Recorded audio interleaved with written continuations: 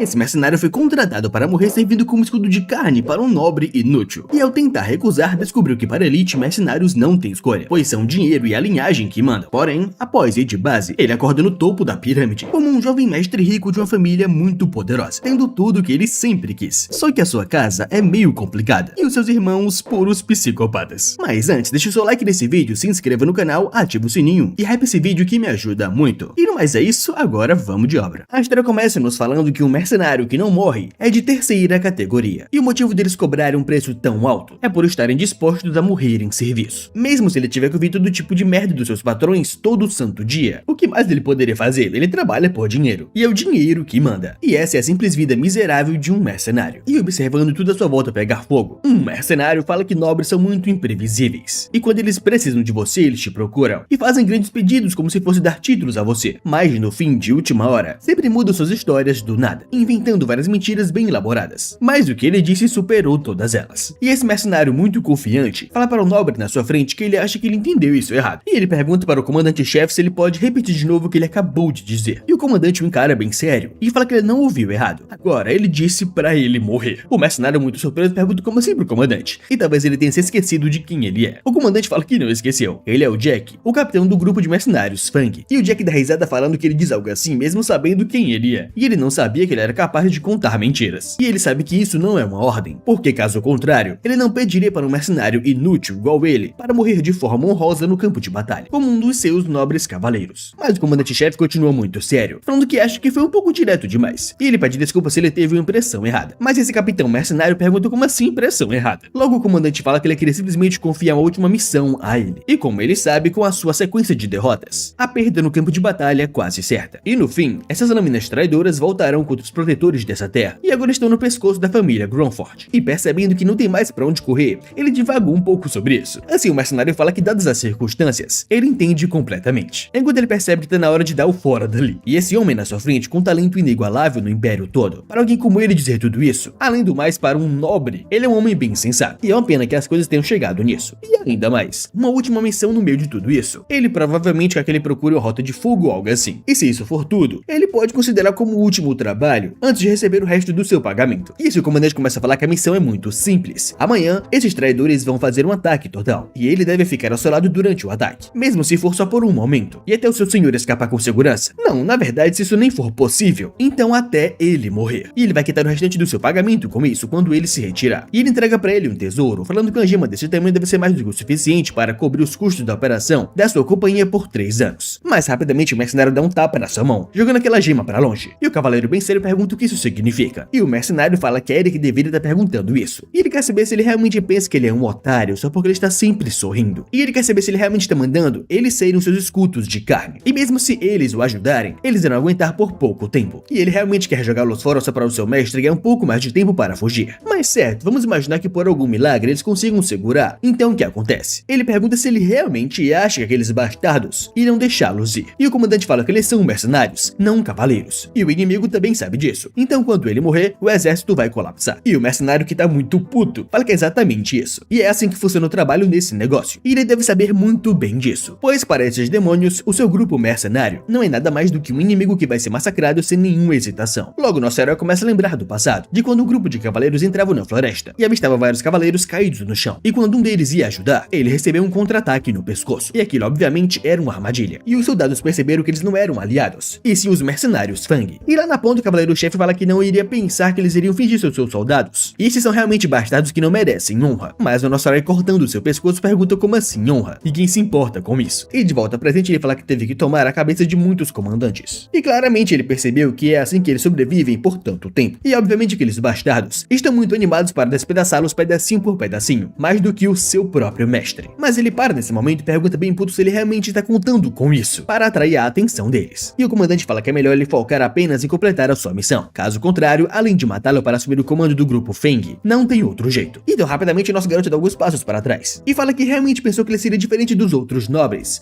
mas no fim ele é pior do que todos eles. Mas o comandante vai lá e pede desculpas, falando que ele foi sincero quando disse isso. Mas o capitão fala que não precisa das suas desculpas. E na verdade isso até que é melhor. Enquanto a cabeça de um desgraçado como ele, mesmo se ele tiver que oferecer isso àqueles demônios esperando, ele duvida que terá algum arrependimento. E o comandante surpreso pergunta se ele tá pensando em oferecer sua cabeça para os traidores e implorar pela pela sua vida. E o mercenário fala que sim, ele adoraria entregá-lo e fugir, mas ele tem absoluta certeza que ele fez alguns preparativos para pará-los, deixando o comandante bem sério. Então, nesse caso, como comandante, ele deve cumprir o seu dever até o fim. E os rebeldes irão ficar bem satisfeitos com a cabeça de 2 comandantes, e pouparão seus homens em troca. E o comandante-chefe pergunta como assim 2? E se ele realmente está dizendo que vai salvar seus companheiros, planejando oferecer sua própria cabeça também. E o mercenário fala que arrastou todos com ele até ali, e ele prometeu que mostraria a eles que você pode alcançar os seus sonhos, mesmo se você vier de baixo. E eles colocaram sua fé nele e o seguiram por todo esse caminho, sendo assim ele realmente deveria assumir a responsabilidade sobre eles, porque ele é o seu líder. E essa fala surpreende muito o comandante-chefe, e surpreso ele dá uma risadinha e fala que ele realmente está certo. E isso é o que diferencia um verdadeiro líder, e é realmente muito chato. Se pelo menos não fosse os Grunford, se ele tivesse sido seu senhor, as coisas com certeza teriam sido diferentes. Mas logo ele vê o nosso herói partindo pra cima dele para arrancar a sua cabeça, mas o cavaleiro permanece pleno e calmo, como se aquilo não fosse nada. E depois que ele abre os olhos, ele pede para que ele não esqueça: capitão dos mercenários, Jack. E o nosso mercenário, que teve o seu mundo parado por um momento, pensa que no fim ele esperava por isso, mas ele não imaginava que a diferença entre eles seria tão vasta assim, tendo sua cabeça arrancada pelo comandante cavaleiro. E nos seus últimos momentos ele começa a pensar na maldita diferença entre os seus talentos. Mas bem, ele acha que é isso, e ele disse aos seus homens para fugirem imediatamente se ele não voltasse na hora combinada. Então, por conta disso, ele pode ir sem preocupações. Afinal, ele sempre esteve preparado para encontrar um fim desses. Mas ainda assim tem uma coisa que ele pensa sobre, que seria sobre se ele tivesse tido chances igual a esse cara, como sua vida seria diferente. Mas enquanto ele pensava nisso, ele começa a ouvir uma voz chamando ele de mestre e que por favor ele acorde. E nesse momento um moleque magrelo manda que ele acorde agora. E um carinha loiro deitado na cama pergunta quem ele é. Só que nesse instante ele recebe um tapaço na cara de um moleque muito chorão, implorando que ele acorde agora. E depois que ele leva um tapaço na cara, o loirinho se pergunta o que tá acontecendo e como diabos ele acabou de levar um tapa. E ele levou um tapa do nada e de um desgraçadinho qualquer. Mas o moleque chorão pede que por favor ele se recupere logo, chamando ele de jovem mestre Lucian. E assim que o moleque loiro se levanta, eles perguntam o que tá acontecendo e quem é esse jovem mestre Lucian.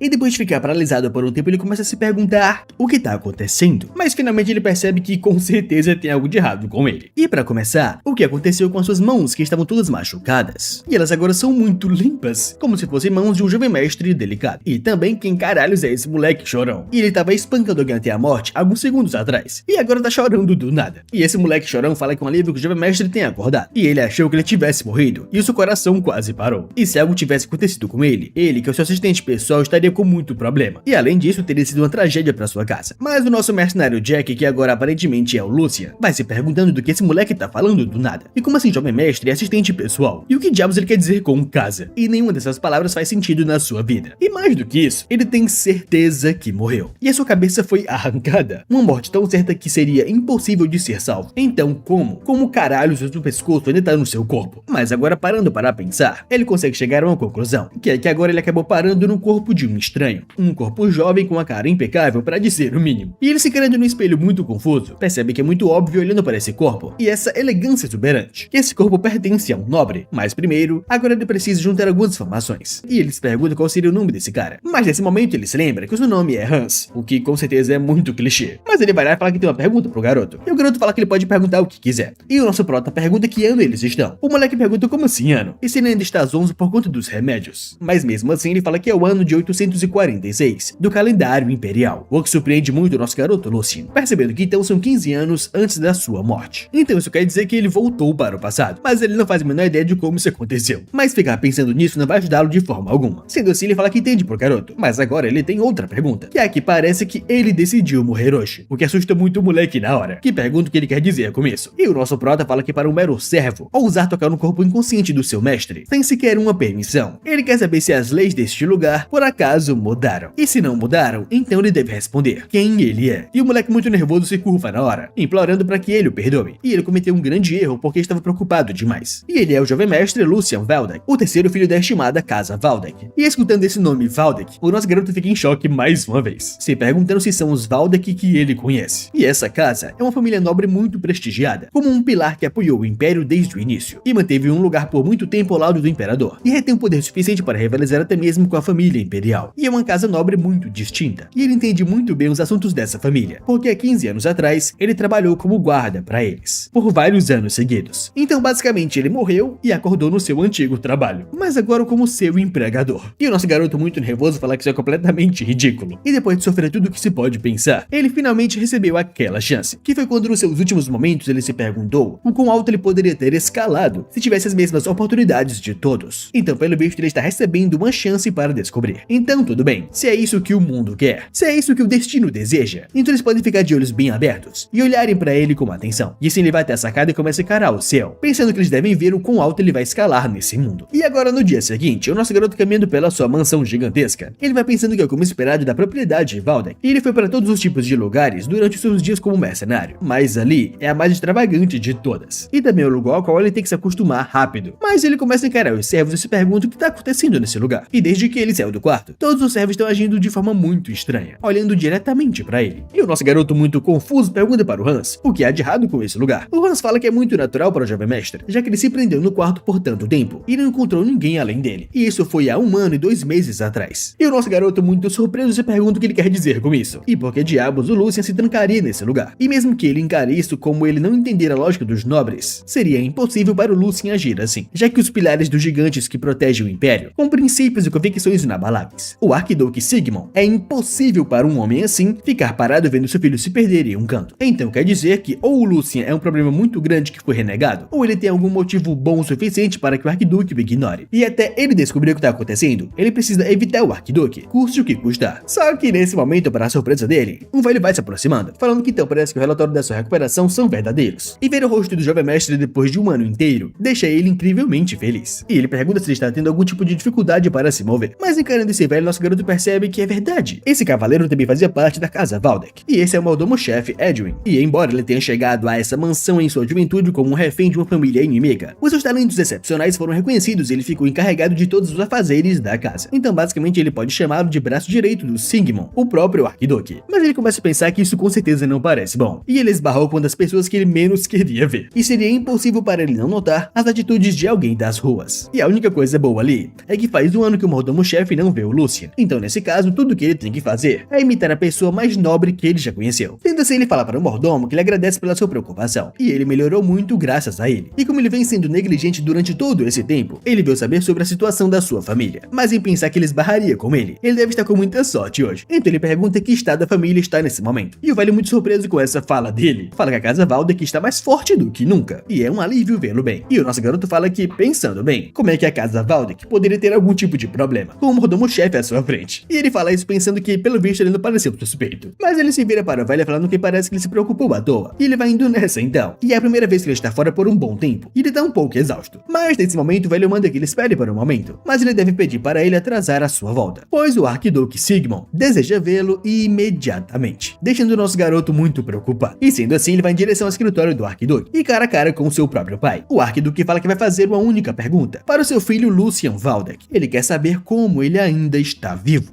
E depois que o seu pai pergunta isso pra ele, nosso garoto fica muito preocupado e sentindo aquela aura monstruosa do velho. Mas ele ainda confuso pergunta o que ele quer dizer com isso. O seu pai fala que deixar isso passar. Ele poderia ignorar ele esquecer suas responsabilidades e ser muito mimado, usando a morte da sua mãe como desculpa. No entanto, ele cruzou a linha. E como se não bastasse eles trancar no seu quarto por 1 ano em protesto, ele tirou a própria vida e tentou fazer mal a si mesmo. O que surpreende muito o nosso garoto perguntando o que diabo está acontecendo. Mas espera aí por um momento. Então é por isso que o Hans estava cheirando tanto naquele instante e fazendo tanto barulho. Então rapidamente ele tentando desconversar isso, ele fala para o seu pai que deve ter algum tipo de mal entendido. Mas o Arquiduque fala que essa vai ser a sua última chance. E ele deve dizer claramente tudo o que ele tem pensado e guardado para si. E ele pergunta se esse não era o seu objetivo inicial, o motivo dele ter sido tão problemático. E chegando a ir tão longe e enfiar comprimidos para dormir na sua garganta com essas suas mãozinhas fracas. E escutando sobre remédios, o nosso garoto se pergunta mais uma vez o que diabo está acontecendo. Mas finalmente agora ele sabe que não tem memórias do Lucien. Mas pelo que ele se lembra do seu antigo trabalho, o terceiro filho do Arquiduque, o Lucien Valdek, enquanto ele trabalhava de guarda 15 anos atrás, ele morreu por volta desse período. E o chamado grande Arquiduque Sigmund Valdek, ele tem 4 filhos, e cada um de uma mãe diferente. E durante os 10 anos que ele passou trabalhando na casa Valdek, ele encontrou cada um dos jovens mestres e suas mães em várias ocasiões. Mas ele não se lembra de ter encontrado Lucien ou a sua mãe. E a mãe dele morreu de uma doença muito cedo. E depois que ele começou no seu posto, o próprio Lucien, por algum motivo, já tinha partido. Então nessa época, ele assumiu que a mãe e o filho eram frágeis e não pensou muito nisso. Mas então verdadeiro motivo por trás de tudo isso, considerando a morte da sua mãe e, por extensão, sua posição instável na casa. Isso era muita coisa para uma criança só lidar. Dessa maneira, ele escolheu tomar uma alta dose de pílulas para dormir, só para chamar a atenção do seu pai, o Arquiduque Sigmund. Mas com a sua reclusão de 1 ano, ele não levou em consideração a fragilidade do seu corpo, e incapaz de lidar com os efeitos do remédio, ele simplesmente morreu. Só que por ironia do destino, ele, o mercenário Jack, tomou a sua vida. E ele começa a pensar que isso vai ser uma grande dor de cabeça. Ele imaginou que o Arquiduque estava sendo muito severo com seu filho, que ele não via há mais de 1 ano. Mas agora, sabendo da situação completa, as suas ações são quase todas justificáveis. E não importa o quão grande ele seja como um Arquiduque, ele deve ter ficado muito angustiado, assim como um pai com seu filho. E ele pensa que, dito isso, agora não é hora para se preocupar com os sentimentos de outra pessoa. Ele está a um passo da sua maldita lápide agora mesmo. E ele diz claramente que essa seria a sua última chance. Então, obviamente, isso é um ultimato. E ele consegue ouvir isso, o som do seu futuro dourado se rachando nos seus pés. E se ele disser pelo menos uma única palavra que não seja de acordo com o que o Arquiduque quer, na melhor das hipóteses, ele vai ser enviado para algum tipo de monastério, afastado para ser um sacerdote, e ser cortado totalmente do mundo real para sempre. Ou talvez ele vai ser enviado para algum tipo de território cruel no norte, e passar o resto da sua vida sofrendo por conta do frio e bestas selvagens, vivendo uma vida miserável igual a de um mendigo. E ele rangendo os dentes de raiva, vai pensando que ele finalmente teve a chance de ter uma vida nova, mesmo custando seu próprio pescoço para isso. E não tem nenhuma mínima chance dele deixar a sua preciosa vida de rico ser arruinada dessa forma. Ainda mais pela droga de um drama familiar que nem a sua família de verdade. Então, nesse momento, ele começa a falar com o Arquiduque, falando que já que ele disse para ele expressar os seus pensamentos claramente, ele vai dizer isso. E primeiro, por manchar o honrável nome dos Valdek com a sua imprudência e causar grande preocupação a ele e o seu pai, ele oferece as suas sinceras desculpas. E ele continua falando que isso não é culpa de ninguém, somente dele. E ele não tem nenhuma desculpa para inventar. E tanto faz a punição que ele decidir. Ele vai aceitar sem nenhuma relutância. O que surpreende muito o velho mordomo nesse momento. E até seu pai fica um pouco surpreso com isso. Mas fingindo estar puto, fala que palavras não mudam nada agora. Então nosso garoto pergunta para ele se não seria bom comemorar agora. O que surpreende muito o Arquiduque, perguntando como assim comemorar. E o nosso garoto dá um passo à frente, falando que o que já foi não pode voltar. Além do mais, com a vida que ele mal se agarrou, ele não vai mais se prender ao passado e irá viver com honestidade no futuro. E por esse motivo, como pai, em vez de Arquiduque, ele deveria pelo menos dar uma palavra de incentivo para o seu filho. Uma criança que errou se arrependendo sinceramente diante do seu pai, e o pai a abraçando de bom grado. E segundo as leis do céu, ele pergunta se não é o certo entre um pai e um filho. E o mordomo lá do lado vai pensando que isso é inacreditável. E embora a atmosfera tenha certamente mudado, eles perguntam se esse é realmente o jovem mestre Lucian, o jovem mestre que sempre se encolhia para tudo. Parece claramente ter mudado. E depois de tudo que o Lucian falou, o seu pai continua calado e o encarando, e pergunta como é que ele ousa levantar a voz e dar a ele uma lição sobre dever parental. Mas mesmo assim ele sorri, falando que realmente se vê tudo quando se vive o suficiente. E mais uma vez nosso prota se curva e vai pensando que no fim funcionou. E ele tava nervoso pra cacete se não funcionasse. E como ele pensou, ao invés de agir sem jeito, avançar com ousadia era a resposta correta. E em vez de um rato encolhido, o Arquiduque de Valdek que ele conhece prefere um cão selvagem que é ousado. E dessa maneira seu pai fala que parece que a sua experiência de quase morte fez ele ser muito imprudente. Mas então tudo bem. Já que ele falou sobre honestidade, ele queria perguntar a ele sobre isso. E ele quer saber o que ele pretende fazer a partir de agora. O nosso garoto fala que primeiro ele vai reconstruir seu corpo arruinado. E depois disso, lembrando daquele momento que ele perdeu pro Cavaleiro Dourado, ele fala que vai aprender a usar a espada corretamente. O que surpreende muito seu pai perguntando como assim espada. E o Lucian fala que é claro que sim, mas primeiro ele tem que lidar com seu corpo enfraquecido. E bem, se ele apenas comer e dormir bem, as coisas com certeza não irão melhorar. E o seu pai, completamente surpreso, dá um sorrisinho satisfeito falando que ele realmente leva jeito com as palavras. E tanto faz se isso é arrogância ou não. Eles irão ver quando chegar a hora. Sendo assim, ele se vira para o mordomo-chefe e manda ele dar aquilo novamente para ele. E aquilo será muito mais útil do que palavras que não vão ser entendidas agora. Mas o Lucian, escutando essa conversa, se pergunta como assim aquilo e do que eles estão falando. Mas mesmo assim, o mordomo-chefe se curva falando que entende e ele vai lidar com os preparativos, deixando o nosso garoto mais perdido ainda com esse tal de aquilo. E o que diabo seria isso? Mas no dia seguinte ele descobriu que era aquilo. E esse tal de aquilo era muito dinheiro. E finalmente o Jack percebeu que então era isso que faz um nobre ser um nobre. Uma riqueza sem tamanho, que é basicamente uma mesada ridícula. E ele se pergunta se isso é o suficiente para um mês. Mas se for isso, com certeza é. E com essa quantia, ele pode reformular completamente esse corpo lamentável. E até mesmo pode fazer aquele elixir.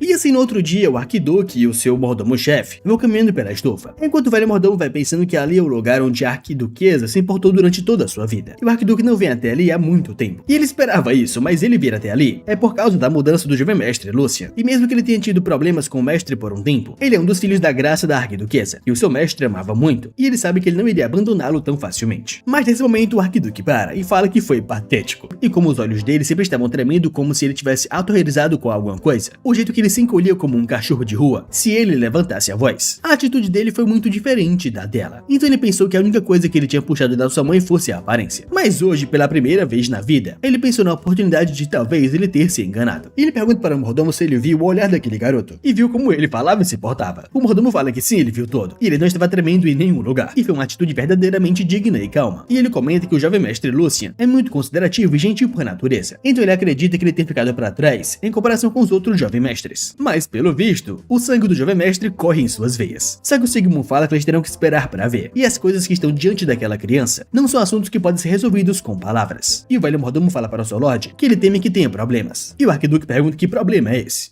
O mordomo diz que a maisada da suspense do jovem mestre Lucian foi restabelecida, mas houveram evidências que uma lavagem de dinheiro foi feita, e com a sua investigação, sugere que o segundo jovem mestre, o George Valdek, estava envolvido. Além disso, ele demitiu a governanta que cuidava do jovem mestre e colocou um dos seus no lugar dela, mostrando a sua clara intenção de manter as coisas sob controle. E o arquiduque fala que mesmo sendo uma criança capaz, o que o segue é sua cabeça fechada, e ele entende o rancor que ele tem pela família materna do terceiro filho, mas ser tão persistente nisso não vale a pena. E o Edwin pergunta se ele deveria tomar medidas separadas, mas o arquiduque fala que não, e ele manda o mordomo-chefe não se envolver nisso. Mas o mordomo pergunta se isso não é uma força excessiva com alguém que tem recuado até então. Mas o pai da Lúcia fala que se ele tivesse se preocupado com o seu redor, essas palhaçadas nem sequer teriam chegado a ele. Além disso, esse é simplesmente o preço que o terceiro jovem mestre está pagando por ter demorado tanto para voltar ao seu juízo. E no fim, isso até que funcionou muito bem, e ele quer ver como o garoto vai lidar com isso. E se ele não conseguir lidar com isso, ele não vai precisar esperar muito dele. E enquanto o sangue da casa Valdek pode ser a chave, é importante que alguém abra o seu caminho com as próprias mãos. E sendo assim, alguns dias se passaram, e os empregados na mansão conversam sobre quantos dias aquele pirralho tá assim. E pelo visto o jovem mestre se trancou de novo, mas o empregado Hans está há 3 dias em frente à porta do Lucian, não deixando ninguém entrar. E voltando ao passado, o Lucian falou para ele que a conversa com o arquiduque tinha sido muito boa, que até mesmo seu suporte financeiro foi restaurado, mas considerando a relação deles, isso não deve ter sido muito fácil. E o Hans pensava que ele deveria ter reunido muita coragem, e agora ele está tentando seguir em frente, mesmo com todo o peso sobre os seus ombros. E ele fica muito emocionado com isso, mas o que ele não sabia era que o nosso plot não tremia de medo ou algo do tipo, e sim de muita excitação por ver tanto dinheiro na sua frente, e um mar de possibilidades, pois ele finalmente poderia melhorar o seu corpo fraco e conseguir fazer aquele elixir. E de volta ao presente, o nosso garoto no seu quarto está coberto por uma névoa muito assustadora, e depois de suar um pouco fazendo as coisas, ele vai pensando no Hans, e ele com certeza deve ter muitas perguntas, mas julgando pelo jeito que ele guarda a porta do seu quarto, ele é bem leal, e um filho de um arquiduque que começou com ferramentas de alquimia que nunca tocou em sua vida, e procurou por uma erva que é absurdamente cara, porque ela cresce sob a lua. Sem mencionar que o seu uso ainda não foi completamente comprovado, um medicamento chamado erva do luar, e para completar, aquela mesma criança gastou até o seu último centavo para comprar isso. Mas ele começa a pensar que o Hans ainda é muito ingênuo, e ainda não é tarde demais, e ele deveria comprar muita erva do luar, e ele pode parecer um lunático agora, mas daqui a um ano, 10 vezes, não, talvez 20 vezes, é o que ele vai receber em troca, pois o preço dessa erva vai decolar muito. E se acalmando um pouco, ele começa a parar para pensar que ele realmente precisa dar o braço a torcer para os alquimistas e a ousadia deles, pois nesse mundo, na história, o sucesso da Kiro deve ser incerto, e mesmo assim eles continuaram recolhendo todas as ervas do luar do Império, e foi uma aposta que não surge todos os dias, que tinha o destino da guilda nas suas mãos. E bem, graças a essa audácia, o chamado néctar, a bebida dos deuses, foi criada. E para usar o termo deuses em uma mera droga alquímica, eles até mesmo foram ameaçados com acusações de blasfêmia. Mas assim que os efeitos foram revelados, todos estavam ocupados cantando suas orações como se aquilo tivesse sido algo trazido pelos deuses. E por mais de 1000 anos, tinha uma verdade absoluta e irrefutável: o nível de um guerreiro decidido no seu nascimento, e esse limite é indecifrável. E o talento inato estava nas mãos do destino, e a constituição de qualquer um. Isso nunca mudaria. Não importa o quão desesperadamente se esforçasse, eles não conseguiam quebrar essas restrições, ou então pelo menos era o que eles acreditavam, pois a coisa que destruiu essa lei definitiva não foi nada além do que o néctar dos deuses. E até mesmo por beber isso, aqueles que eram totalmente desprovidos de talento foram transformados em espadachins úteis. E claro, o efeito dessa versão não chega nem perto do original, e a qualidade não passa de um produto em massa. Mas para conseguir fazer esse corpo ficar em pé, não tem nada melhor do que isso. E ele começa a pensar que esse jovem mestre deve se considerar sortudo, pois quando o tumulto se espalhou por todo o Império, a guilda dos alquimistas foi a primeira coisa a entrar em chamas. E a receita do néctar, que girou a balança do poder de cabeça para baixo, foi considerada perigosa demais para existir, e por conta disso ela foi apagada da história. E com isso dito, de algum jeito nosso garoto no passado conseguiu recriar algo similar com as dicas que ele encontrou. E claro, vários deles morreram morreram no processo, com vários efeitos colaterais. Mas no fim ainda deu certo, sendo assim ele começa a beber o seu néctar dos deuses, pensando que o que acontecer ali é o que realmente importa, e o produto dos humanos, transformando a natureza em sua mana. E a qualidade e a performance que é possível obter variam dependendo do quão boa é a sua circulação. E o processo de espalhar e recuperar mana pelo corpo é performado, e agora ele está usando o poder do néctar, mas ele fica um pouco confuso com o que está acontecendo, pois mesmo com os caminhos estando abertos, ele não entende por que ele está assim. E a resistência corporal que sempre ocorre ao absorver mana, aquela dor imensa não está ali, e ao invés disso está surgindo livremente como se tivesse voltado ao seu lugar original. E até mesmo corpos de recém-nascidos têm impurezas que obstruem a circulação. Então ele se pergunta muito chocado se será mesmo que o Lucian é um daqueles chamados gênios inigualáveis.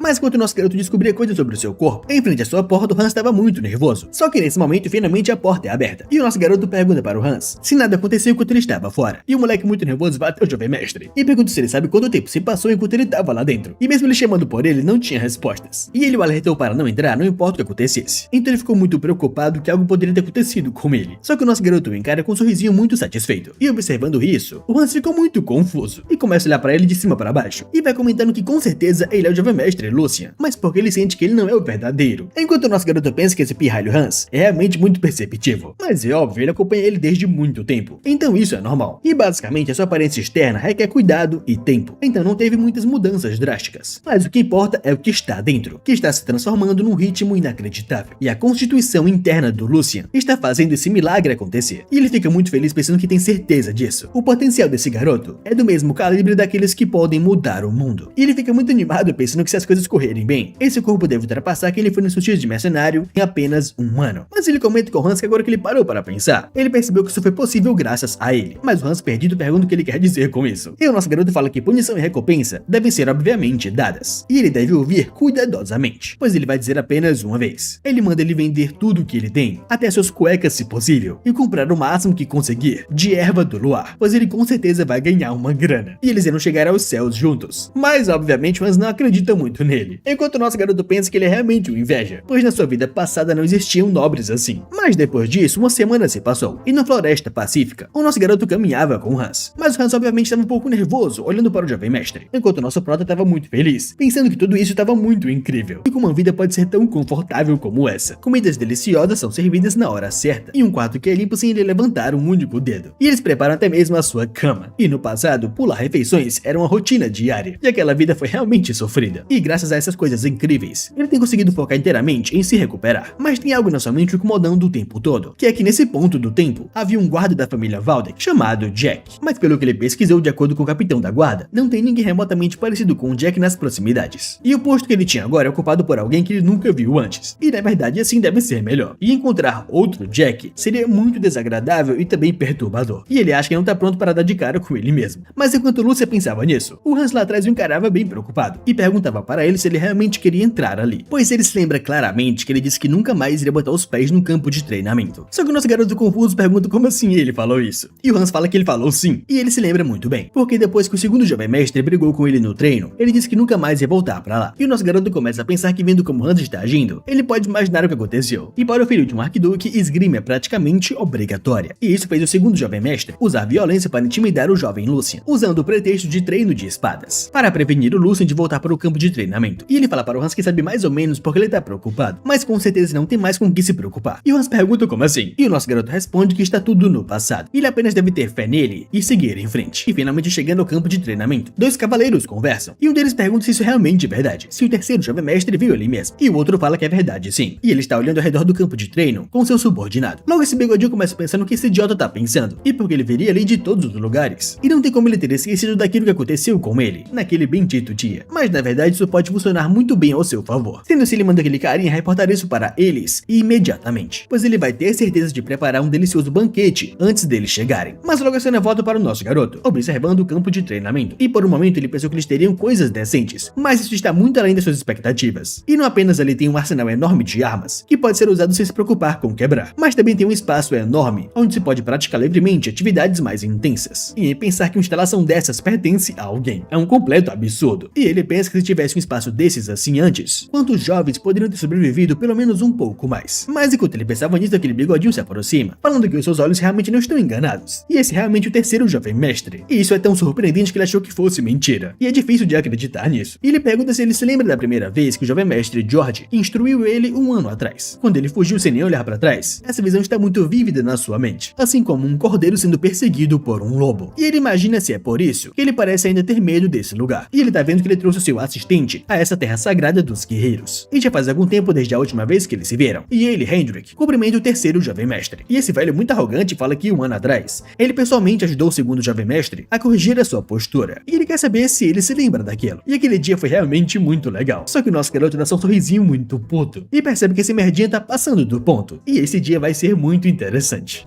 E sendo assim, o Lúcio vai pensando sobre a patente de cavaleiro, que pelo menos era para ser a personificação da honra e da lealdade. Normalmente, saudando de uma família nobre, é esperado que um cavaleiro masterize artes marciais estritas e etiquetas desde jovem. E ele é alguém agraciado com o título de cavaleiro dado pelo seu lorde. E a existência dele se completa. Então, no fim, eles não são nada além de cães de caça em coleiras caras. E é por isso que um homem deve ser leal ao seu lorde, para garantir riqueza e honra. E mostrar a diferença daqueles com sangue nobre. Então, para esse velho ter uma atitude tão insolente na sua frente, mesmo que ele ache que a situação nada favorável do Lucian tenha a ver com isso, ele só é tão ousado assim por ter alguém ao seu lado. E se não tivesse outro jeito, ele teria começado um método bem mais duro de recondicionar a mente dele, com as suas queridas facas. Mas obviamente, se ele fizesse isso, o arquiduque não deixaria passar. E de qualquer modo, os cavaleiros são o núcleo do poder da família e são assentos valiosos. E a punição que ignora os procedimentos oficiais só criaria uma tensão desnecessária entre o Lorde e os seus subordinados. E ainda não é a hora certa para isso. Sendo assim, ele fala que é um absurdo evitar o treinamento só por conta do que aconteceu lá atrás. E de agora em diante, ele planeja visitar esse lugar com frequência, apenas para aprender o manejo da espada. E como ele disse, já se passou um ano, então eles não deveriam ter pressa. Mas o cavaleiro pergunta como assim espada? E se ele tá falando que ele, o terceiro jovem mestre, quer aprender espada? E é realmente uma piada boa. É só que ele é velho demais para começar a treinar com a espada agora. O nosso garoto surpreso pergunta como assim muito velho, com 16. E o bigodinho fala que para sua informação, qualquer um que passa dos 15 já é considerado uma causa perdida. E assim que você passa dos 15, esse é o seu fim. Informações de espadas são um legado, uma arte secreta criada pelos seus ancestrais. E eles garantem luz a aqueles que simplesmente seguem seus movimentos. E são a essência de uma sabedoria antiga, capaz de evoluir o corpo físico. Porém, só é significativo para aqueles com caminho de mana que estão abertos, já que esse caminho de mana se fecha aos 16. Não vai servir para nada além de um treinamento físico simples. Informação de espada sem luz não é nada além de uma casca vazia. E parando para pensar, talvez combine muito bem com ele, jovem mestre, pois essa é a sua chance de se tornar o melhor mestre de nada do Império. Assim, ele iria economizar tempo e seguiria o seu caminho. E se não for assim, ele sempre pode passar seus dias no jardim. Afinal, todo mundo tem uma posição que se encaixa melhor. E o velho vai encarando Lúcia, percebendo que ele ficou completamente sem palavras. E em primeiro lugar, a ideia do caminho de mana se fechar aos 16 é uma completa mentira. E é uma loucura que desapareceria com um pouco de pesquisa, mas isso não importa. Além de que, quando chegar a hora, ele pode só se fazer de idiota quando tudo explodir, porque o seu objetivo já vai estar concluído. E um tolo paralisado pela ignorância, incapaz de soltar qualquer palavra em protesto, congelando em medo enquanto é ridicularizado por um mero empregado, mostrando essa cara patética para todo mundo ver, que nem no ano passado. E nesse momento, nosso garoto começa a falar tremendo, chamando ele de Lord Hendrik, e fala que por algum motivo, isso não se parece com o que ele lembra, e é um pouco diferente demais. E ele fala que o caminho de mana não fecha aos 16, mas lá pros 25. Então, para o seu entendimento, não tem problema ele aprender agora. Mas o Hendrik pergunta se ele tem certeza disso. E o nosso garoto fala aparentemente muito mansinho, que acredita que ele pode estar enganado. E se por acaso o mestre George também pensa assim. E o Hendrik fala que é claro, e não é nada além de senso comum. Enquanto ele é muito confiante, acha que isso resolve tudo. E agora que ele o mencionou, ele não consegue nem argumentar. Então nosso protinho fala que certo, foi o que ele pensou. E já que o jovem mestre disse, ele fala para o Hans que parece que a casa Valdek está completamente condenada. E ele também deve pensar assim, claro, ele não tem outra escolha. Mas o Hans, com muito medo do protinha, pergunta o que está acontecendo. Enquanto o nosso garoto começa a ter um ataque de loucura, gritando que isso é algo tão básico que até um vira-lata deveria saber. E como alguém da sua idade consegue ficar tão confuso, isso é um completo absurdo. E em pensar em quantas pessoas talentosas tiveram oportunidades roubadas por causa desse seu pensamento idiota. E só de ver isso dá lágrimas nos olhos. E em pensar que o seu próprio irmão é um cabeça de vento idiota. Mas o Hendrik, muito nervoso, pergunta do que ele tá falando, enquanto o nosso garoto manda ele não tentar pará-lo, pois o que ele diz é verdade. Então é uma desgraça para o nome da sua família, e é uma crise inegável. E sinceramente, ele não se atreveria a tentar enganá-lo, o filho do seu Lorde. Ele com certeza não seria tão idiota assim, né? E após ele ouvir isso, o bigodinho pergunta o que ele quer dizer com isso, e como assim ele tá tentando enganá-lo. E o Lucien fala que sim, ele deve deve esquecer o que ele disse. Ele só falou demais porque essa situação é tão inacreditável. E um cavaleiro da casa Valdek nunca faria truques sujos com o seu Lorde. E o bigodinho, ficando cada vez mais nervoso, fala que é claro que não, sem dúvida. O nosso prota fala que certo, então ele acha que isso é bom. E se esse for o caso, então ele não pode deixar isso passar, pensando que agora ele vai ensinar o que acontece quando você não pensa no que fala. Sendo assim, ele fala para o Sr. Hendrik que ele fale em reconhecer a gravidade dessa situação. O Hendrik, muito nervoso, pergunta o que ele quer dizer com isso. O nosso garoto fala que se ele simplesmente tentasse humilhá-lo, ele deixaria pra lá. Mas não é só ele, e todos parecem subestimá-lo. E isso de fato é sua culpa, por esquecer das suas tarefas e perder o seu tempo. E como ele poderia culpá-lo por isso? Mas esse assunto é completamente diferente. Para ele, como um cavaleiro, e para o seu irmão, um pilar do Grão-Ducado,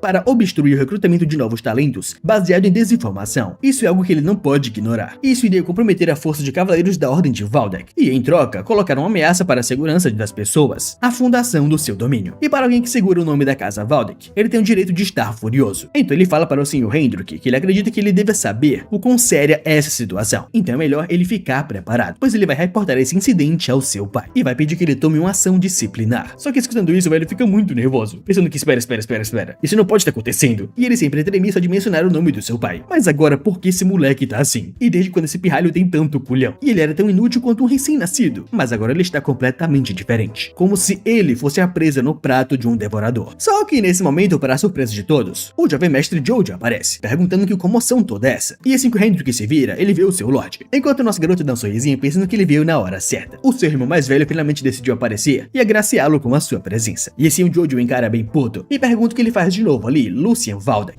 E notando uma oportunidade de escapar, o velho Hendrik vai até o jovem mestre e fala que vai explicar tudo. E depois de explicar tudo, ele fala que essa é a situação. Só que nesse momento o George fala que basta, e ele não tem que explicar nada. Mas ele vai de cantinho no seu ouvido e fala que ele viu toda essa patética exibição com seus próprios olhos. E ele pensa que ele estava sendo influenciado por uma criança que não tem metade da sua idade. Ele é realmente desapontante. Então ele toca no seu ombro mandando que ele se recomponha. E quer dizer, a menos que ele não pretenda envergonhá-lo mais. E depois que ele coloca o cavaleiro no seu lugar, ele vai em direção ao nosso garoto. Enquanto o Hans lá atrás está com muito medo do jovem mestre George, falando que ele parece estar muito furioso. Mas o Lucien fala que sim, aquela expressão no rosto dele é muito impressionante. E o nosso garoto lembra que ele era conhecido pelo seu comportamento violento, desde os seus dias como guarda. E ele é um modelo típico de um nobre. E já que a sua facção era mais fraca do que a dos seus irmãos mais velhos, ele recrutava bastante gente de fora. Mas nenhum deles teve um bom fim, porque quando ele considera alguém inútil, ele acusa ele de algum crime e joga eles pra fora. Só que o nosso garoto, se fazendo de besta, saúda o seu irmão mais velho, o George Valdek, e ele fala para o seu irmão que ele espera que ele esteja bem. E faz um tempo que eles não se encontram. Mas o George na hora fala que ele é muito idiota. O nosso garoto confuso pergunta o que isso significa. E o George fala que tanto faz as palavras trocadas entre ele e o Sr. Hendrik. Ele viu tudo. E com um sorrisinho confiante, ele pergunta como é que ele ousa trazer desonra para dentro da casa Valdek. O nosso garoto, ainda confuso, pergunta se ele poderia explicar o que ele considerou como vergonhoso. E o George fala que já faz um tempo desde que o Sr. Hendrik deu uma aula teórica. Então parece que houve um mal entendido. E ele usou seu nome para causar um caos desnecessário. E isso com certeza foi um erro muito óbvio. E ele não era capaz de assumir a responsabilidade por isso. No entanto, ele não tem nenhuma intenção de reprimir ele por esse incidente, considerando quanto sangue ele derramou pela casa Valdek. E ele sabe que o peso da sua lealdade é muito maior. Ao contrário dele, um homem que nem mesmo aguentou o treino de esgrima e fugiu. E ele pergunta se ele acha que realmente está certo em condenar alguém. E o seu irmãozinho Lucien Valdek tem que primeiro aprender a respeitar os cavaleiros, pois é por conta deles que a casa Valdek continua a existir. Então ele se vira para todos e pede desculpas em seu nome por toda essa comoção de hoje. Isso foi simplesmente o erro de uma criança imatura. Então ele pede perdão, pois ele vai pessoalmente ficar de olho no seu irmãozinho idiota a partir de agora. Só que obviamente o Lucien, que é muito mais ardiloso do que ele, percebe que não é assim que ele vai agir. E ele quer se fazer de esperto. E na verdade foi a ele quem ele xingou. E mesmo assim ele não só distorceu isso como se ele tivesse insultado os cavaleiros para irritá-los, como também salvou sua própria dignidade no processo. Mas bom, ele tá feliz que ele fez isso, pois agora ele vai usá-lo direitinho. Assim ele fala para o George que é como esperado do seu irmão. E embora tenha tido um mal entendido entre ele e o Sr. Hendrik, seria justo ele o punir por insultar ele. Mas ao invés disso, ele o agraciou com uma lição preciosa. E ele chamou ele de cabeça de vento, cabeça oca e várias outras coisas. Mas em todo caso ele tá muito envergonhado de ter dito essas palavras, que são muito embaraçosas. E ele fala muito sério que ele aprendeu muito com seu irmão mais velho hoje, com a sua grande generosidade. E eles têm que se apressar e guardar os ensinamentos do jovem mestre no seu coração. E papel com certeza não é o suficiente. E eles têm que escrever em seda fina. Enquanto o nosso garoto percebe que também ele vai gravar sua verdadeira presença na mente de todos, pois aquele jovem mestre do passado não existe mais. Então ele vai em direção ao seu irmão, falando que agora ele vai seguir o seu caminho, se lhe dá a sua permissão, mas fala baixinho para o jovem mestre, e afinal, não é bom eles ficarem juntos por mais tempo. Mas obviamente o George tá muito puto com o Lucian, falando que ele é só um bastardo, e ele realmente não tem medo. E ele pergunta se ele acha que vai deixá-lo sair assim. Só que o nosso garoto pergunta se ele esqueceu de uma coisa, pois o seu pai tá de olho nele ultimamente, e ele não tem nada a perder. Ele, por outro lado, é diferente. E assim ele passa pelo seu irmão, e fala que vai tomar isso como sim. E ele, muito sapeca, fala que vai indo agora, irmãozinho George. E assim que ele sai do campo de treinamento, ele fala pra ele e o Hans correr o mais rápido possível dali. Mas de volta ao centro de treinamento, o velho Hendrik pergunta para o Lord George se está realmente tudo bem, deixá-los irem assim. Mas o George está completamente possesso de ódio agora, pensando o que ele vai fazer para infernizar a vida do seu irmão. Mas depois disso, no meio da floresta, o nosso garoto e o Hans vão caminhando, enquanto o Hans, ainda um pouco confuso com o que aconteceu há pouco, pergunta se ele tem certeza que vai ficar tudo bem. E ele deve conhecer o Lord George mais do que qualquer um, e se for ele nunca vai deixar algo assim passar. E mesmo se eles forem sortudos o suficiente para isso, ele sabe que aquele cavaleiro bigodudo terrível vai fazer ele desaparecer sem deixar rastros. Então ele tá com muito medo. Só que o nosso garoto manda ele se acalmar um pouco, pois ele sabe que só alguém que já passou por isso consegue entender a verdade. E quando o superior é incompetente piora as coisas e depois finge que não sabe de nada, ele sabe como essa sensação é uma merda. Então ele fala sorrindo para o Hans que nada vai acontecer. Então ele manda que ele levante logo, pois um cavaleiro nunca faria algo do tipo. E ele não irá deixar isso acontecer de forma alguma. E ele passou por muitas coisas por sua causa. E quando um mestre age de forma tola, são seus subordinados que pagam o preço. Especialmente ele, que é o seu atendente pessoal. E ele deve ter tido uma vida muito pior do que isso. Então ele fala muito sério para o Hans que ele vai fazer uma promessa, que daqui pra frente, o seu comportamento idiota nunca levará o seu povo a ser desrespeitado ou ficar ansioso. Então ele quer que eles trabalhem bem juntos, deixando o Hans muito emocionado com isso.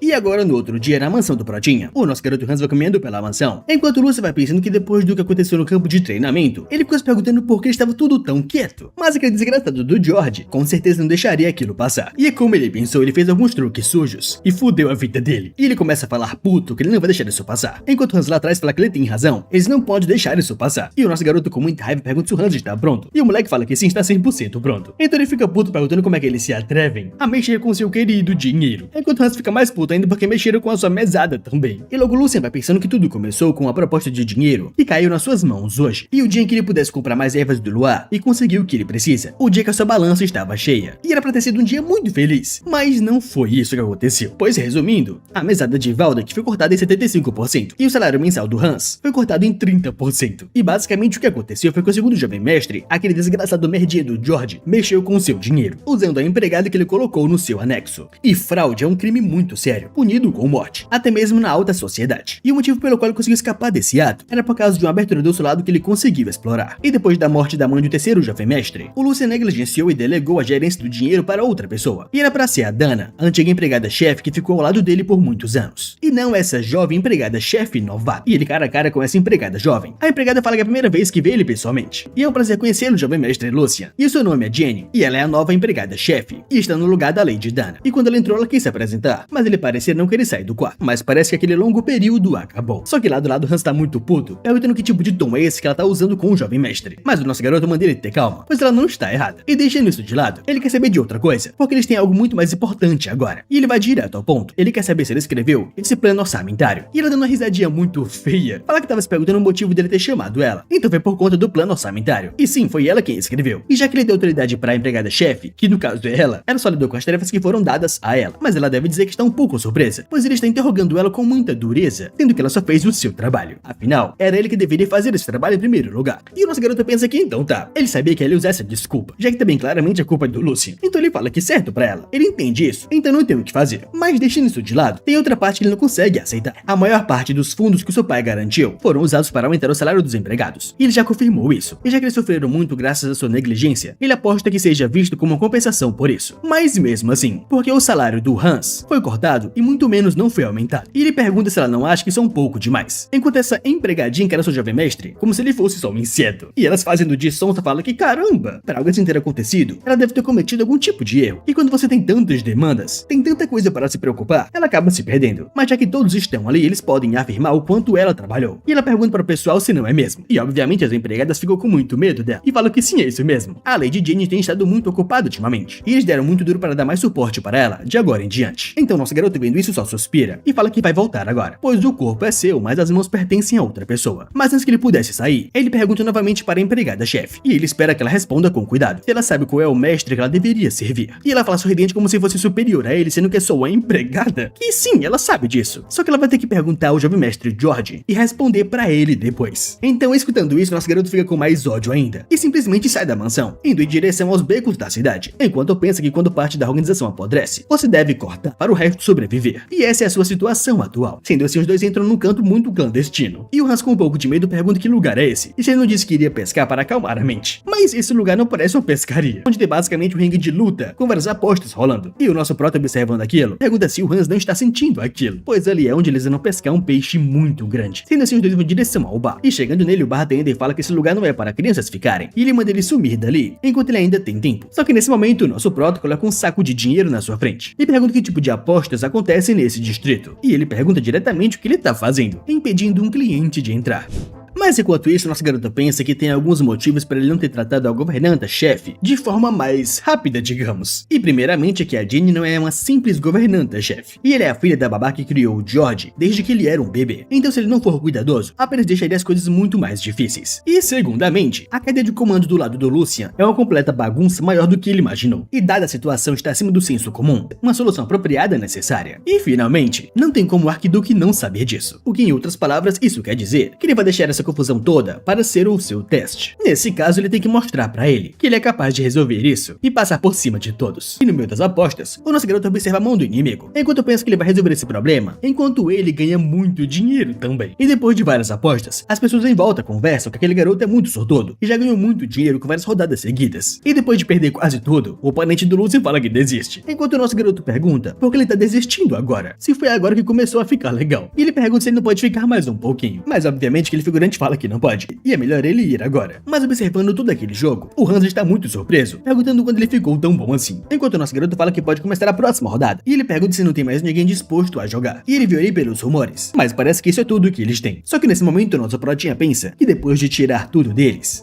já era hora daquele cara agir, e sendo assim, as portas são abertas, enquanto o nosso garoto observa a sua presa aparecendo, e assim um homem muito grande aparece na frente do Lucian, falando que bom, ele falhou em reconhecer alguém tão importante, e ele pede que, por favor, ele perdoe ele pelo atraso e cumprimentá-lo. E o seu nome é Hugo, o responsável por esse estabelecimento. E dando um estalar de dedos, o bartender entende e fala para os convidados que pede desculpas por qualquer inconveniência, mas devido a certas circunstâncias inevitáveis, eles irão fechar por hoje. E da próxima vez que eles visitarem, eles com certeza irão tratá-los com mais gentileza. E o nosso garoto, vendo isso acontecer, ele fala que isso deve ser muito conveniente para os outros clientes. Por outro lado, Hugo fala que esse é um preço pequeno a se pagar, para que o jovem mestre Lucian possa ficar mais confortável. E o nosso garoto dá um sorrisinho para ele, falando que já faz um tempo desde a última vez que ele saiu de casa, e ele com certeza tem um bom olho, mas também ele precisa ter uma boa intuição para viver nesse ramo. Mas Hugo diretamente pede desculpas pelo atraso em cumprimentá-lo. O nosso garoto, por outro lado, fala que não se preocupa com isso, e ele só veio ali para tomar um ar. E Hugo fala que isso realmente é absurdo, porque já faz um tempo desde que ele viu um convidado acumular tanto dinheiro assim. E se não for um problema, ele pergunta se ele se importaria de ser o seu oponente. E o nosso garoto pergunta se ele quer jogar pessoalmente. Hugo fala que é claro, mas ele não tem chances contra o jovem mestre. Mas como ele é o responsável pelo lugar, ele tem alguns truques na manga, e ele quer saber se isso não é o suficiente para passar o tempo. O nosso protinho fala que sim, é claro, enquanto Hans lá atrás tá com muito medo, pedindo para eles irem pra casa agora, mas ele já ganhou muito dinheiro, então já valeu a pena. E ele tem uma sensação ruim sobre esse cara. Ele já viu muitas pessoas assustadoras no palácio, então ele sabe como se parecem, e eles com certeza parecem com esse tipo de cara. E o nosso garoto olha para o Hans, pensando que ele com certeza não é um assistente só por aparência, e ele tem uma boa intuição, principalmente sobre esse cara, o chamado Tubarão Negro Hugo, que é um nome destinado a quem um dia sucumbiu ao submundo, e a sua jornada começou nos becos escuros de uma simples cidade. Embora tudo que ele tinha era força bruta, não havia obstáculos para ele, um homem armado com violência e astúcia. Ele teve destaque muito rápido, e depois de expandir os seus negócios para jogos de azar, contrabando e até mesmo assassinatos por encomenda, ele se tornou basicamente o rei da noite, o cara que comandava todo o submundo em 5 territórios. E depois, usando a futura divisão do Império como trampolim, ele se declarou como um barão, e renasceu como um dos senhores da Guerra do Império. Mas ele percebe que agora ele ainda é um novato, mas como Hans disse, é verdade que ele é muito perigoso, mas esse é o peixe peixe que ele veio fisgar, e ele com certeza vai capturá-lo. E assim, para iniciar o jogo, o Lúcio pergunta se eles jogassem um jogo simples de carta, e o Hugo fala que tudo bem. Além do mais, ele não vai definir os limites das apostas, porque ele não quer deixar o jovem mestre, que veio pessoalmente ali, ficar entediado. Enquanto o nosso garoto fala que é exatamente isso que ele estava precisando, e ele finalmente encontrou alguém como ele. E o Hugo fala que isso é uma honra pra ele, enquanto pensa que esse é um típico pirralho, que se acha por conta do nome da família. E ele mesmo percebe que as palavras que eles trocaram vão ser a sua ruína, e não poderia ser melhor. Mas o seu jogador ter sido enganado não fazia parte do plano, e um pirralho como ele é do tipo que se afunda quanto mais perde, e hoje ele com certeza vai devorar até os seus ossos, e ele não precisa se preocupar com mais nada. Mas nesse momento, o nosso garoto interrompe o seu pensamento, enquanto o Hugo pergunta qual é o problema. O Lúcio fala que não é nada na verdade, mas antes de começarem, ele tem uma pergunta pra ele, e o Hugo fala que claro, ele pode fazer qualquer pergunta que quiser. E o nosso garoto fala que é a primeira vez que eles se veem, mas ele gostou bastante dele, e dá pra saber bastante sobre o seu líder, de ver a atitude dos seus homens. E mesmo que esse lugar não seja operado legalmente, tomar conta de uma operação desse calibre não é nada fácil, e se ele tivesse ultrapassado os limites, eles já saberiam disso há muito tempo, e teriam se livrado dele o quanto antes. O Hugo fala que entende muito bem o seu lugar, e ele vai ter certeza de não causar problemas aos seus superiores. Só que o nosso garoto dá risada, pedindo que ele não se preocupe com isso, pois ele pode ter vindo da casa Valdek, mas ele não é tão mesquinho assim. Então ele gostaria que ele respondesse a ele honestamente, quando ele planeja começar a operação em larga escala. Mas o Hugo, um pouco nervoso com essa pergunta, quer saber o que exatamente ele tá falando com isso. E o Lúcio fala que ele com certeza sabe disso. Ele quer falar sobre aquela coisa que ele está trabalhando em Bestra, ou que deixou o Hugo em choque na hora. E nosso garoto fala que é claro que ele sabe sobre aquele alucinógeno ilegal.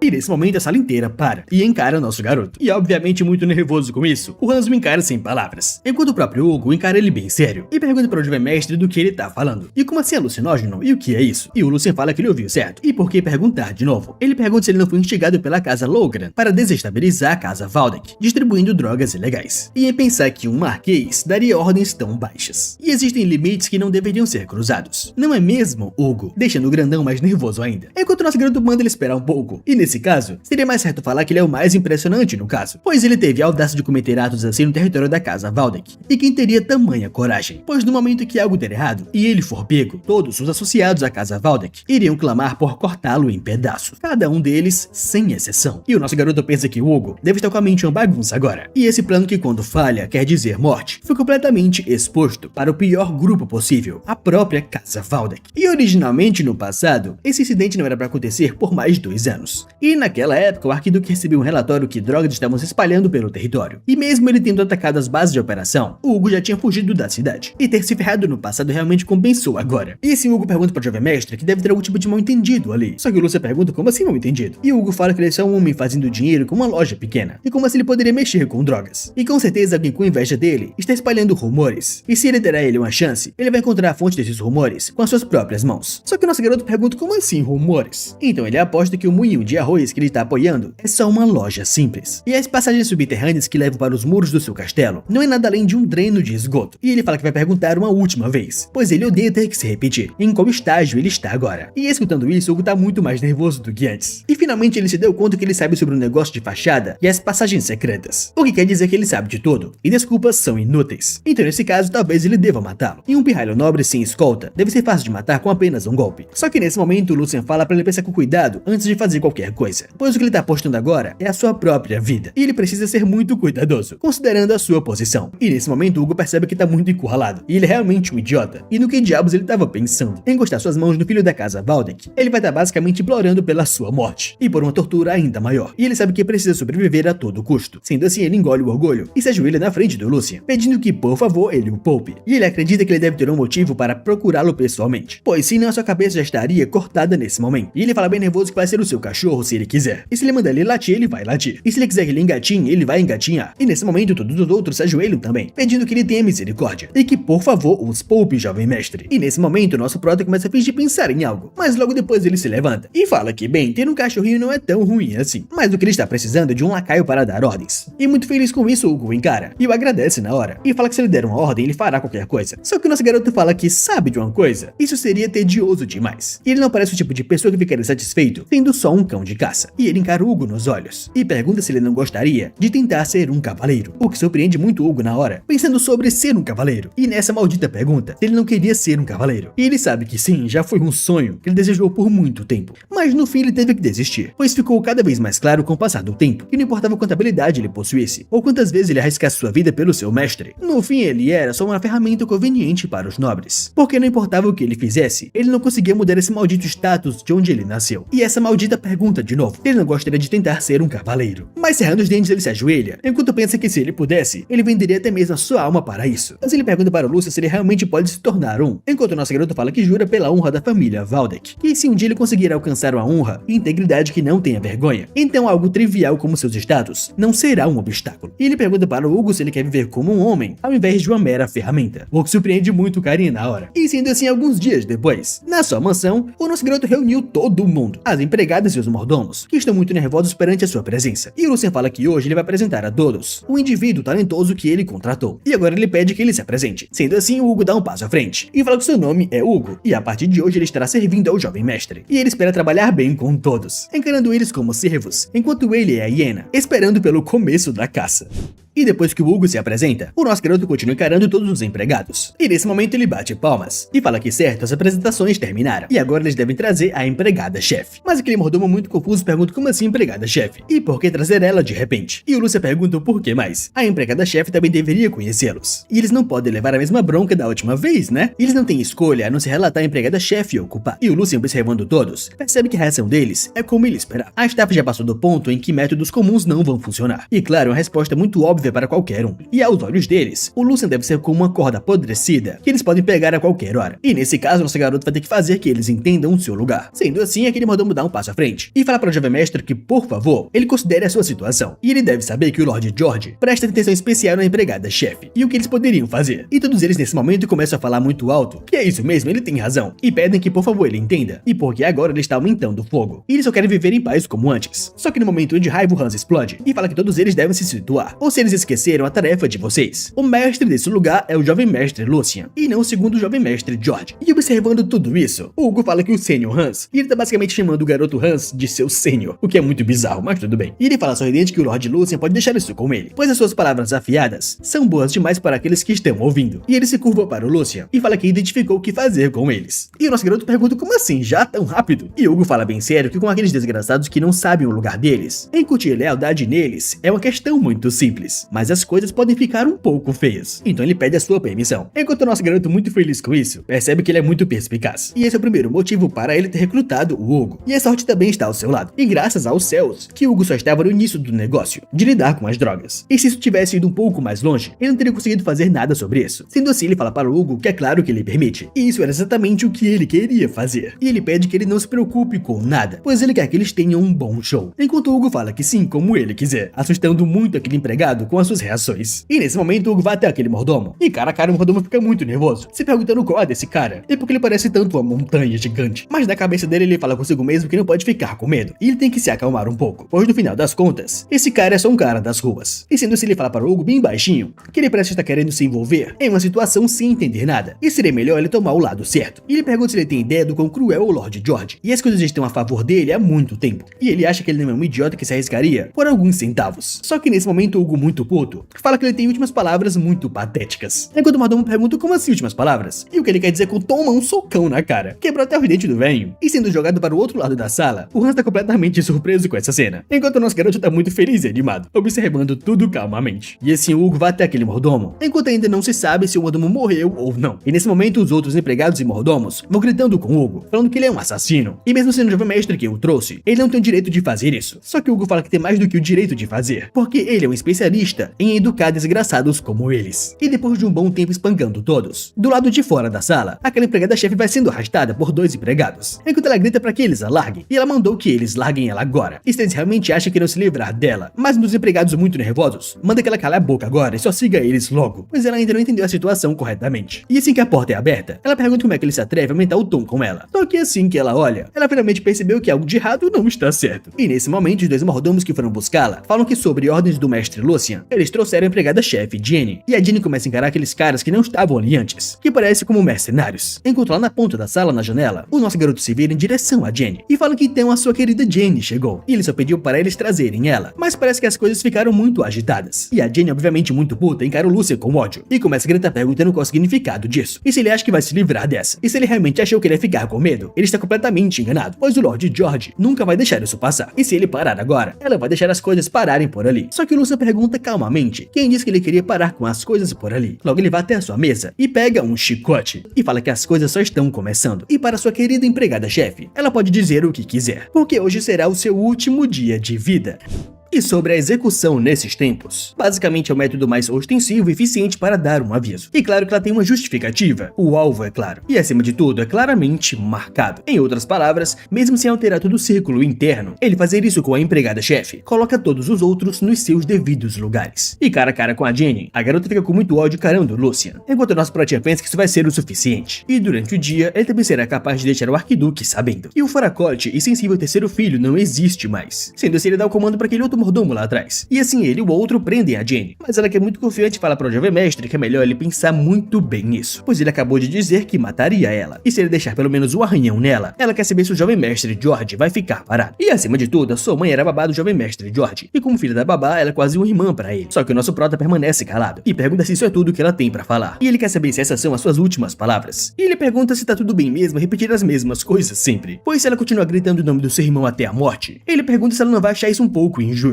E se ela tem mais cartas na manga, é melhor mostrar agora. E ele se aproxima mais ainda dela lentamente, fazendo ela sofrer mais ainda por antecipação, falando que acha que ela está muito enganada sobre algo, pois ele já tem mais do que o suficiente de justificativas para matá-la. Começando por insultar um nobre, negligência, incitação, fraude e muito mais. E parece que ela realmente se esqueceu só porque foram criados pela mesma babá. E ele pergunta o que ela acha que o George, que ela tá querendo tanto, vai conseguir fazer depois disso. E no máximo que ele vai fazer é bater nele algumas vezes e depois aceitar. Mas ele não vai conseguir fazer isso se o pai intervir. Ou talvez ele até o recompense, por dar um jeito em uma pirralha mal comportada, deixando a Jenny em choque na hora. Logo nosso garoto fala que o George é um dos sucessores, igual a pessoa que está na sua frente. É só você que não enxerga. E ele deu a ela uma chance da última vez, e foi ela quem se colocou nesse lugar. E nesse momento a Jenny começa a tremer de medo sobre a pressão do Lucian, e ela começa a falar que ela errou o jovem mestre, e pede que por favor ele a poupe. Só que o nosso garoto fica bem sério ainda, e manda ele encarar isso como uma má sorte, dando uma chicotada na sua cara. E após algumas horas ou minutos, não sei, o jovem mestre George e seus cavaleiros vão correndo pela mansão do Lucian, enquanto ele fala muito preocupado que isso não faz sentido. Isso é absolutamente impossível. E há alguns dias atrás, foi ele quem recuou depois de ser humilhado pela Jenny, e agora ele tá enlouquecido falando que vai matar ela. Mas essa não é a única coisa estranha. E no caso de algo assim acontecer, ele colocou pessoas no anexo onde o Lucian fica, e os servos com certeza tentariam pará-lo. E o fato dessas coisas estarem acontecendo, apesar de todo o seu planejamento, quer dizer que o Lucian está controlando os servos. E o cavaleiro atrás dele fala para o jovem mestre que o relatório deve estar errado, e ele pede para ele se acalmar um pouco. E o outro fala que é isso mesmo, e considerando a personalidade dele, não faz sentido ele simplesmente machucar alguém. Afinal, ele é o que tem mais medo de você, mestre George. E o garoto pensando nisso fala que é verdade, e algo não deve estar certo. Só que nesse momento eles escutam alguns gritos. Um grito de uma garota. E nesse momento o George abre de uma vez a porta, só para encarar o nosso garoto, chicoteando a Jenny, e as costas dela marcadas de sangue. E ele fica no ódio puro, e começa a gritar perguntando o que diabos ele tá pensando que tá fazendo. Enquanto o nosso garoto se vira falando que então é o seu irmãozinho, e o que o traz ali. Mas ele pede desculpas, é que ele tá ocupado agora, e manda que ele volte mais tarde, pois ele tem que tirar as raízes de impureza de hoje. Assim ele ordena que Hugo coloque ela de pé de novo, e Hugo fala que sim. E nesse momento o George, muito puto, manda o Olive e o Jet pegarem a Jenny agora, e esses dois cavaleiros avançam pra cima dos dois. Só que o nosso garoto fala calmamente para o Hugo que se alguém chegar a 3 passos perto deles, ele deve cortar a cabeça da empregada, já com o Hugo mirando na cabeça dela, enquanto o nosso prota fala que ele vai se responsabilizar por isso. E nesse momento os dois param na hora, não sabendo muito bem o que fazer. E o grande Hugo, bolado, fala que não vai deixar ela viva de qualquer modo então, e pede para ele ficar tranquilo quanto a isso. Enquanto a Jenny, chorando de medo, só chama pelo Lord George e pede que por favor ele pare isso. E o George, perplexo, manda ele tirar a adaga dela agora. E se ele não seguir as suas ordens, ele não vai cortar a sua cabeça, como a cabeça de toda a sua família, e vai pendurar nas paredes do castelo. Só que para a grande surpresa dele, o Hugo fala que não pode fazer isso. E o George pergunta como assim, enquanto o nosso grande cavaleiro fala que o seu mestre é o mestre Lucian, e ele não tem motivos para seguir as ordens de alguém que não é o seu mestre. E não importa o que aconteça mais tarde, é o seu dever seguir as ordens do seu mestre. E percebendo que realmente ele perdeu dessa vez, o George pergunta para o Lucian o que a Jenny fez para ele estar agindo de forma tão cruel. E o nosso garoto fala calmamente que ela insultou seu superior, desobedeceu ordens e até mexeu com o seu dinheiro. E ele está dando apenas algumas punições a ela. Mas ele encara o seu irmão e pergunta se ele não deveria saber a diferença entre assuntos públicos e privados, deixando o George mais puto ainda.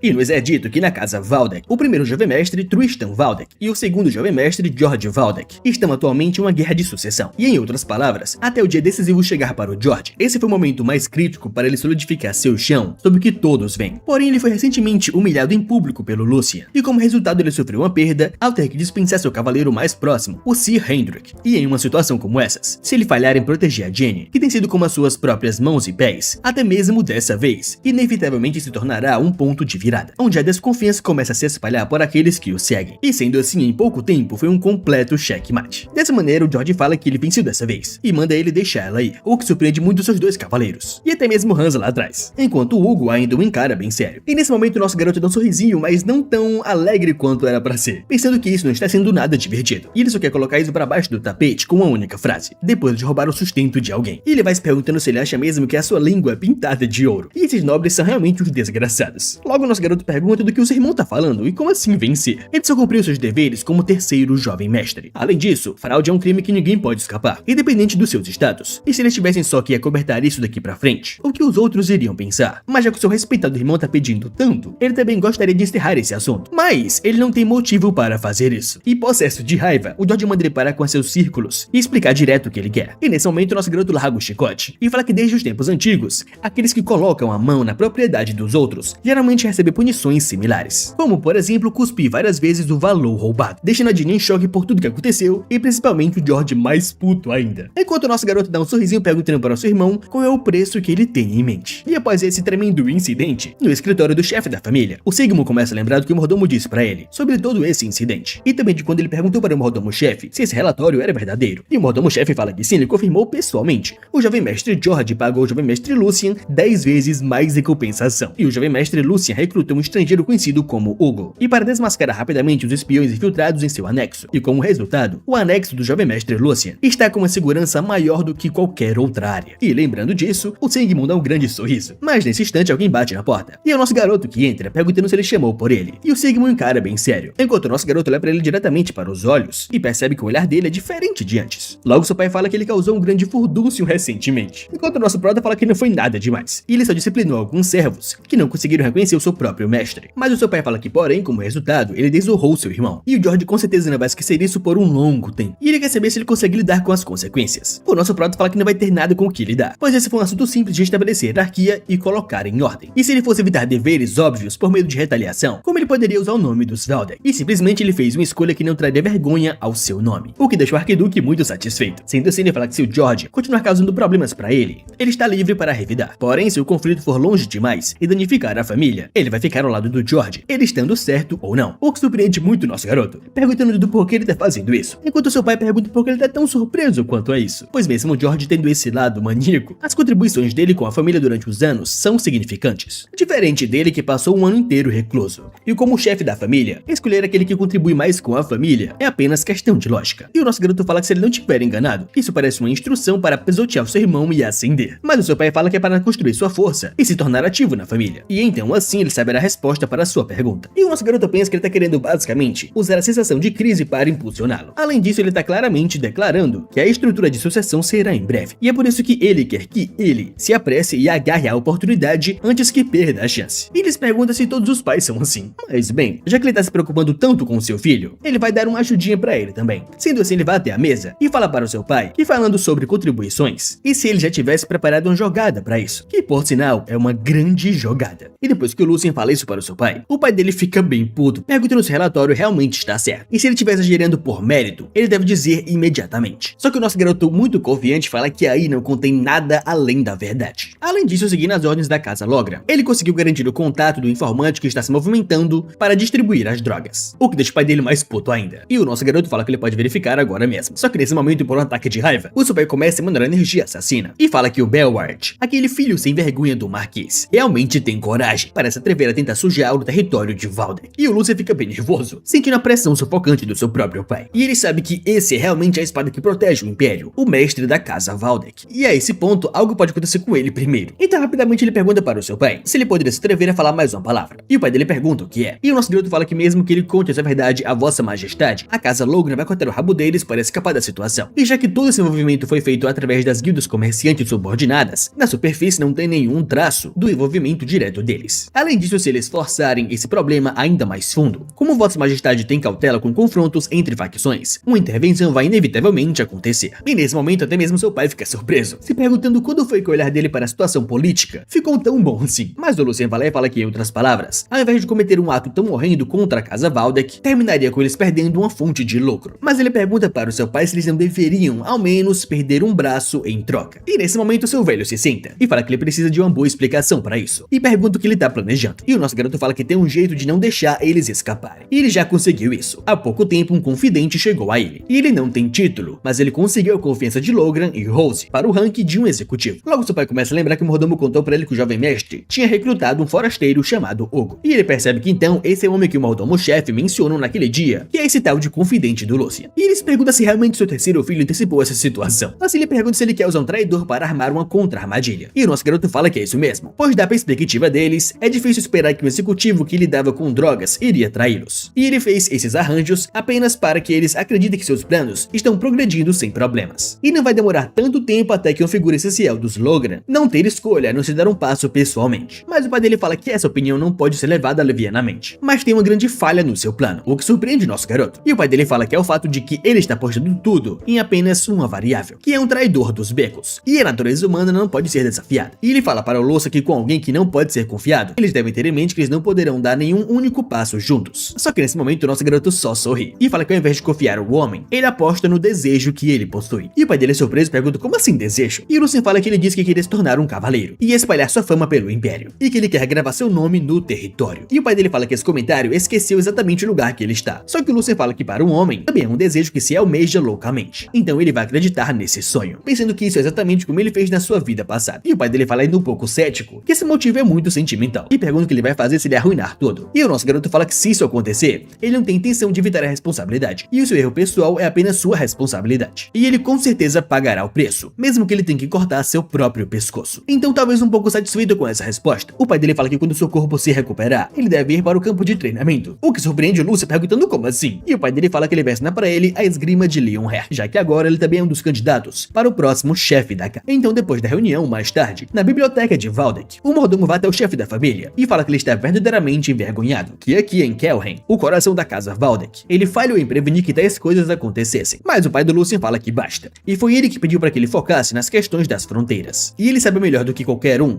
que o seu corpo mal está aguentando por tanto trabalho sozinho. E eles precisam ver se o que o terceiro filho está descobrindo foi puramente sorte, já que se tratava de um plano do qual o Belward usou todos os seus esforços para evitar ser descoberto. Só que o mordomo-chefe fala que parece que o objetivo dele não era dinheiro nem expandir influência, mas sim com a intenção de sujar a sua honra. E o mestre de Waldeck fala que ele provavelmente quer usar isso como um pretexto para usar truques com Vossa Majestade mais tarde. E sabendo muito bem da situação do Império, como o Marquês pode ficar cego apenas pela sua própria segurança. Mas ainda mais importante, ele pergunta para o mordomo-chefe que tipo de homem é aquele Hugo que está do lado do terceiro filho. E o mordomo fala que na superfície ele é conhecido por ser um valentão que gerencia uma casa de jogos de apostas. Mas na verdade ele é um chefe de uma organização incipiente que até o submundo admirava. E ele não parecia um homem que servia sob o nome de alguém. E para procurar pessoalmente um homem desses e pegá-lo como seu subordinado, o crescimento do jovem mestre é verdadeiramente surpreendente. E o pai dele pergunta se realmente isso é crescimento, enquanto pensa bem sério que ele é um homem que se destacou no submundo, onde astúcia e crueldade são desenfreados. E se ele fosse um homem que confiou em palavras vazias, como conquistar sonhos, ele já teria sido pisoteado até a morte há muito tempo. Então ele com certeza viu potencial em Lucien, como um senhor feudal pelo qual valeria a pena arriscar sua própria vida. E assim ele fala para o mordomo que está mais cedo do que o planejado, mas já que o terceiro filho mostrou suas habilidades, ele planeja abrir um caminho para ele de acordo. E ele fala que a partir de amanhã, ele planeja ensinar para ele as técnicas secretas da família. E o mordomo fala que é só uma sábia decisão, e pergunta se ele tem alguém em mente para ser o professor de esgrima dele. E simplesmente ele fala que vai perguntar para o Sr. Elsen, o que surpreende muito o mordomo, comentando que é uma pena quebrar seu isolamento em seus últimos anos, mas com certeza também vai ser um tempo significativo para ele.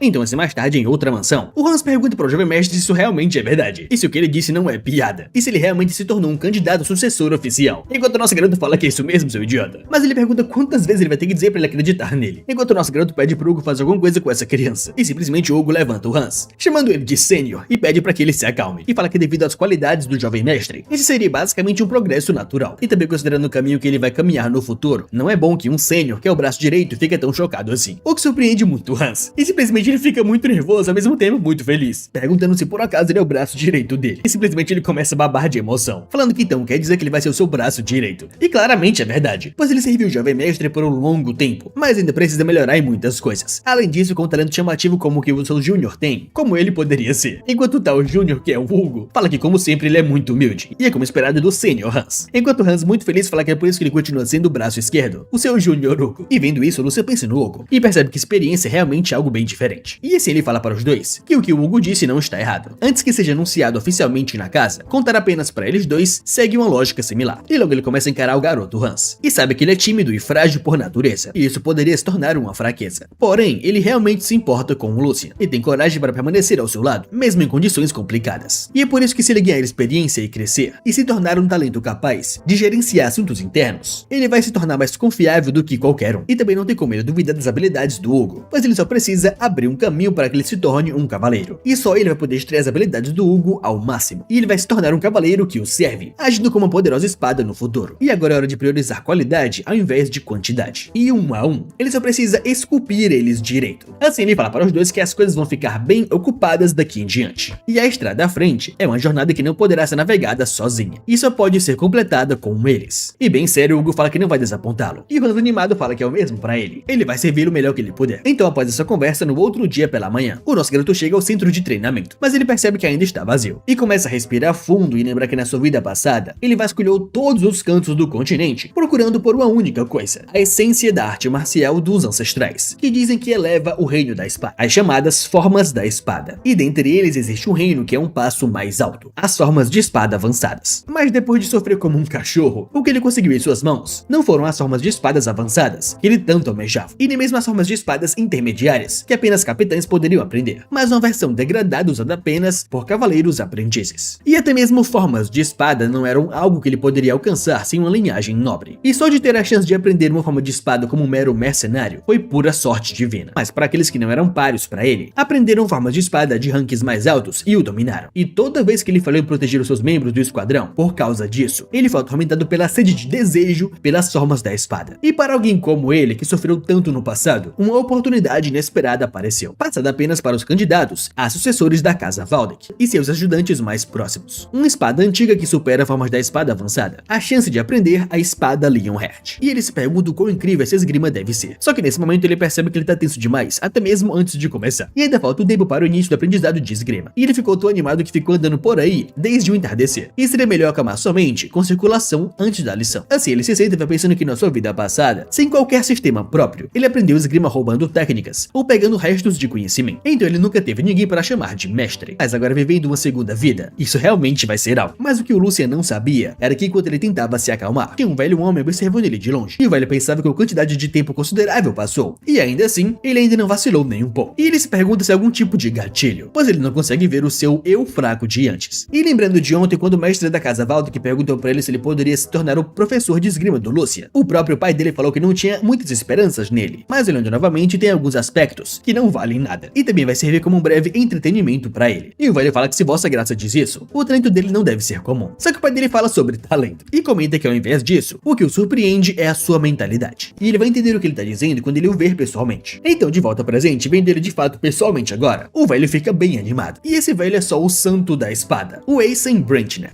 E é dito que o chamado Santo da Espada é um super-humano que despertou por alcançar os limites da circulação, e um título supremo concedido para aquele que alcançou o auge das formas da espada. É um ser raro, mesmo na longa história do Império, e é como se ele fosse um tipo de um deus para os espadachins. E cara a cara com ele, nosso garoto fica em choque, pensando que tal figura lendária está na frente dos seus olhos. O Santo da Espada, Eystein Branchner. E o velho Ace fala que a primeira vez que ele vê ele, desde o aniversário de Vossa Graça, alguns anos atrás. E ele fala que a partir de hoje ele dará aulas pessoalmente para ele, e o seu nome é Eystein Branchner, o que deixa nosso garoto em choque. Lembrando que o Hans deu uma dica para ele essa manhã, que ele estaria aprendendo esgrima com um cavaleiro que serviu a família Waldeck desde a geração passada. Mas como ele poderia deixar passar o fato de que ele é o próprio fucking Santo da Espada? E o Protinho vai lá e se curva também e fala que é uma honra receber os ensinamentos do Santo da Espada, e ele aguarda ansiosamente pela sua orientação. Mas o velho fala que ele está meramente escondido por trás desse título imerecido, e agora ele não é nada além do que um velho. Além disso, o terceiro jovem mestre é um candidato a sucessor, e como ele pode abaixar sua cabeça com tanta facilidade assim? Só que o nosso Protinho fala que mesmo não podendo baixar os status da família, como ele pode não mostrar respeito adequado, e deixando de lado a relação mestre e servo, ele é alguém merecedor do seu respeito, com certeza. E o velho observando isso percebe que de fato ele é seu fã, e fala um pouco desconfortável que se ele insiste, ele pode fazer como se sentir mais confortável. Mas agora ele fala que eles irão começar o treinamento imediatamente. E o nosso garoto fala que sim, ótimo, eles podem começar. E o velho Elsie fala para o terceiro jovem mestre que ele gostaria que ele corresse ao redor do campo de treinamento externo. E basicamente, sem pensar duas vezes, o nosso garoto se prepara e pergunta se deve começar agora, o que surpreende até mesmo o velho, pedindo para ele esperar por um momento. E o Lucian pergunta se tem algo de errado. Mas o velho Elsen quer saber se ele não tem nenhuma pergunta. Do porquê de primeira ele mandou ele correr, ou por quanto tempo ele deve correr. E o Lucian fala pra ele que de fato ele tá curioso, mas ele sabe que ele com certeza mandou ele fazer isso porque é necessário. Então do que importa, não deve ter necessidade de explicar. E o estudante recebendo ensinamentos deve apenas seguir os passos do seu mestre. E esse velho Elsen encara o Lucian de forma diferente, e pensa que a sua reação e olhar são muito diferentes dos outros jovens mestres. E essa criança tem um anseio puro pela espada, e ele acha que entende o que Vossa Graça quis dizer. Então ele fala que muito bem, eles irão começar agora. E simplesmente nosso garoto começa a correr como se não houvesse amanhã, e dando várias e várias voltas. Depois de um tempo o velho começa a perceber que ele realmente tá correndo sem perguntar nada. Mas enquanto isso, Lucian vai pensando que na verdade tem outro motivo para ele ter seguido a ordem sem questionar, que é porque ele adivinha o verdadeiro propósito dessa corrida. E é basicamente para medir suas qualificações como discípulo. Em outras palavras, ele quer medir o seu potencial. E ele lembra que ele usava um método parecido quando ele era um capitão mercenário. E quando você manda um teste que parece comum para um novato, só pela sua reação e atitude, você consegue aprender muito sobre eles. Então, sabendo disso, nosso garoto foi com tudo para correr, pensando que já que ele mostrou sua mentalidade para ele, com uma resposta muito boa, agora só resta uma coisa: a tenacidade. E desde o começo ele já tinha decidido que ele vai correr até desmaiar. Mas incrivelmente, uma hora depois de corrida, o nosso garoto não desmaiou e continua correndo como se não houvesse amanhã. É quando percebe que isso não parece muito certo. Ele tá correndo que nem maluco, mas não tá nem um pouco cansado. E na verdade, quanto mais ele corre, mais parece que o seu corpo fica mais leve. E tudo que ele fez para recuperar o seu corpo foi consumir o néctar produzido em massa. E o seu único exercício foi caminhar. Então ele se pergunta como isso é possível. E até mesmo o velho observando isso fica um pouco chocado, pensando que fazer ele correr era apenas para medir o estado geral do terceiro jovem mestre. Ele não tinha expectativas tão altas assim na sua habilidade física, mas isso com certeza desafia a própria lógica, pois nenhuma gota de suor tá saindo do seu corpo, e a sua respiração permanece calma como um lago parado. E mesmo para um cavaleiro que treinou sua mana por muito tempo, manter-se nesse nível não é fácil. Logo ele se pergunta se esse garoto tem realmente tanto potencial assim. Então finalmente ele dá um passo à frente e aparece na frente do Lucian pedindo para que ele pare. E o nosso garoto pergunta se algo aconteceu. E assim o Elsen parado na frente do Lucian fala para ele que ele tem uma pergunta. E ele pergunta se essa manhã, essa ação que ele fez para acalmar o seu corpo e mente foi circulação e não meditação. E o nosso garoto diz que se o que ele tá falando sobre o que aconteceu no campo de treinamento interno, sim, foi de fato circulação que ele usou, porque não há nada melhor para esvaziar a cabeça. E o velho percebe que seu palpite estava realmente certo. Então assim ele se aproxima do Lucian e fala que ele quer examinar a condição física dele por um momento. E fala para ele que mesmo que ele sentir algo estranho, ele não deve se mover. Então assim ele começa a examinar o seu pulso. E no começo ele fica um pouco desconfiado, mas logo depois ele fica completamente perplexo, pois ele sabe que ele tinha suspeitas, mas ele já alcançou o fim da circulação igual a ele. Mas ele percebe que esse não é o fim no caso dele, pois ele está muito além do reino que ele mesmo alcançou. E essa criança está basicamente abrindo um novo caminho, o que com certeza é chocante.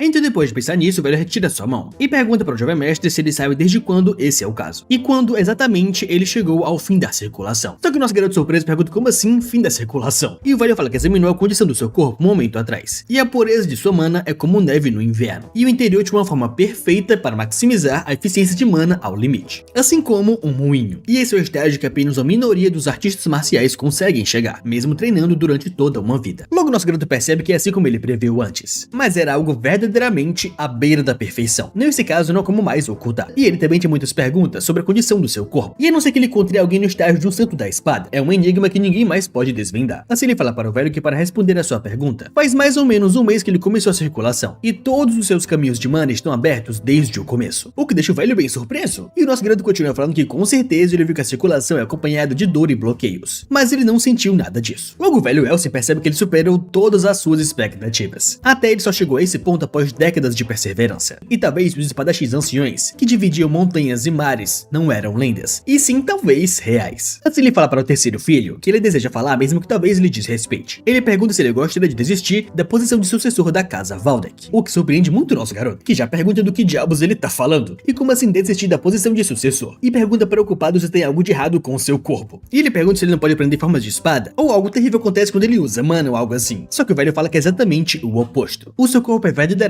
o receptáculo perfeito. E não só você pode usar a mana em sua eficiência máxima, mas você possui o potencial de ver além disso. Em outras palavras, se você focar no caminho da espada, então se tornar o próximo santo da espada não será problema algum pra você. O que deixa nosso garoto de fato muito tentado a isso, se perguntando se realmente ele pode entrar no reino do santo da espada, algo que sempre foi um sonho pra ele. E ele sabia que o corpo do Lucian era extraordinário, mas não a esse ponto. E graças à fortuna de conseguir aprender a forma da espada anciã, a espada Leonhart, ele pensou que tinha ganhado um caminho para chegar no estágio que ele almejou tanto na sua vida vida passada, mas conseguirá alcançar além disso o pináculo da espada, porém ele sabe que não será fácil. Assim ele pergunta para o velho se ele quer que ele escolha entre um ou outro, porque é impossível seguir tanto o caminho da espada quanto o caminho de um sucessor, e o velho Elsen fala que é isso mesmo. E para ser exato, não é porque ele não tem tempo suficiente, e graças ao poder da circulação, ele ainda pode viver por quase 100 anos, mas não pode negar o envelhecimento constante do seu corpo. E se ele for passar tudo o que ele sabe, enquanto ele ainda tá vivo, seria difícil mesmo que ele só focasse apenas no caminho da espada. Logo nosso garoto lembra que sua memória está correta. O santo da espada falece em 8 anos, e é verdade que não resta muito tempo. E idealmente ele gostaria de aceitar a oferta e focar apenas no caminho da espada. Porém, os tempos turbulentos do futuro e a realidade do qual artes marciais não podem reinar sozinhas. Aqueles que sobrevivem nesse caos eram todos os que possuíam legitimidade. E esse é o momento que ele esperou por muito tempo. Mas mesmo assim ele vai lá e pede perdão para o Sir Elsen. E ele realmente deseja permanecer, sendo um Valdek até a morte. E ele ofereceu algo para ele que está fora do seu alcance. E ele pede perdão, mas não pode aceitar. E o velho fala um pouco decepcionado que ele está vergonhando de colocá-lo numa posição tão difícil assim. E ele comenta consigo mesmo que ele estava fazendo em sua juventude para agora se tornar tão ganancioso assim. Mas mesmo assim ele fala para o terceiro jovem mestre que ele parece que ele queria deixar sua marca nesse mundo. E o Protinha, escutando isso, vai pensando em algo. E fala para o Sir Elsen que por acaso, se houvesse algum outro indivíduo talentoso além dele, o que ele faria. Mas enquanto essa conversa rolava em outro local, tinha outro jovem mestre adolescente cavalgando com o seu cavalo. Só que nesse momento o mordomo se aproximou dele, falando para o jovem mestre que essas são notícias sobre o terceiro jovem mestre, que foram confirmadas como reais. E nesse momento o cavalo para, e o garoto pergunta do que ele tá falando, e se aquelas histórias ridículas eram de fato reais, e se aquele animal realmente foi reconhecido como um novo candidato à sucessão. E esse moleque é o quarto filho da casa Valdek, o Joshua Valdek. E o mordomo fala que é isso mesmo, e os rumores estavam certos. O arquiduque inclui o terceiro filho na linha de sucessão, e ele está atualmente sob a mentoria do Sir Elsen, recebendo treinamento na arte da espada. O que deixa o garoto mais puto ainda, e fala que de fato ele é realmente um obstáculo do começo ao fim, e difícil o suficiente ter uma base sólida quando seus dois irmãos mais velhos o atropelam. Mas agora as facções neutras possuem outra opção, e ele pergunta se por acaso ele morreria se só ficasse de boa na dele, enquanto o velho mordomo pede pra ele se acalmar e ter cuidado com as palavras. Mas o garoto fala que cuidado é o cacete, e como ele poderia ficar calmo nessa situação, e se os talentos que ele quase não conseguiu começarem a ir embora. O seu sangue de fato ferve só de lembrar do nome do Lucian, que é só uns meses mais velho do que ele, e ele realmente tem que chamá-lo de irmão mais velho. E ele muito puto fala que não pode ficar parado assim, e deve ter um jeito. Então pensando em algo, ele pergunta para o mordomo que já que o Lucian começou a trilhar o caminho da espada, ele vai precisar de um parceiro de treino em breve. Então ele deve preparar 2 espadas afiadas, e não espadas de madeira, mas lâminas de combate real, pois ele só precisa dar uma lição nele, e mostrar que nada mudou e que ele deve seguir o seu caminho de lixo.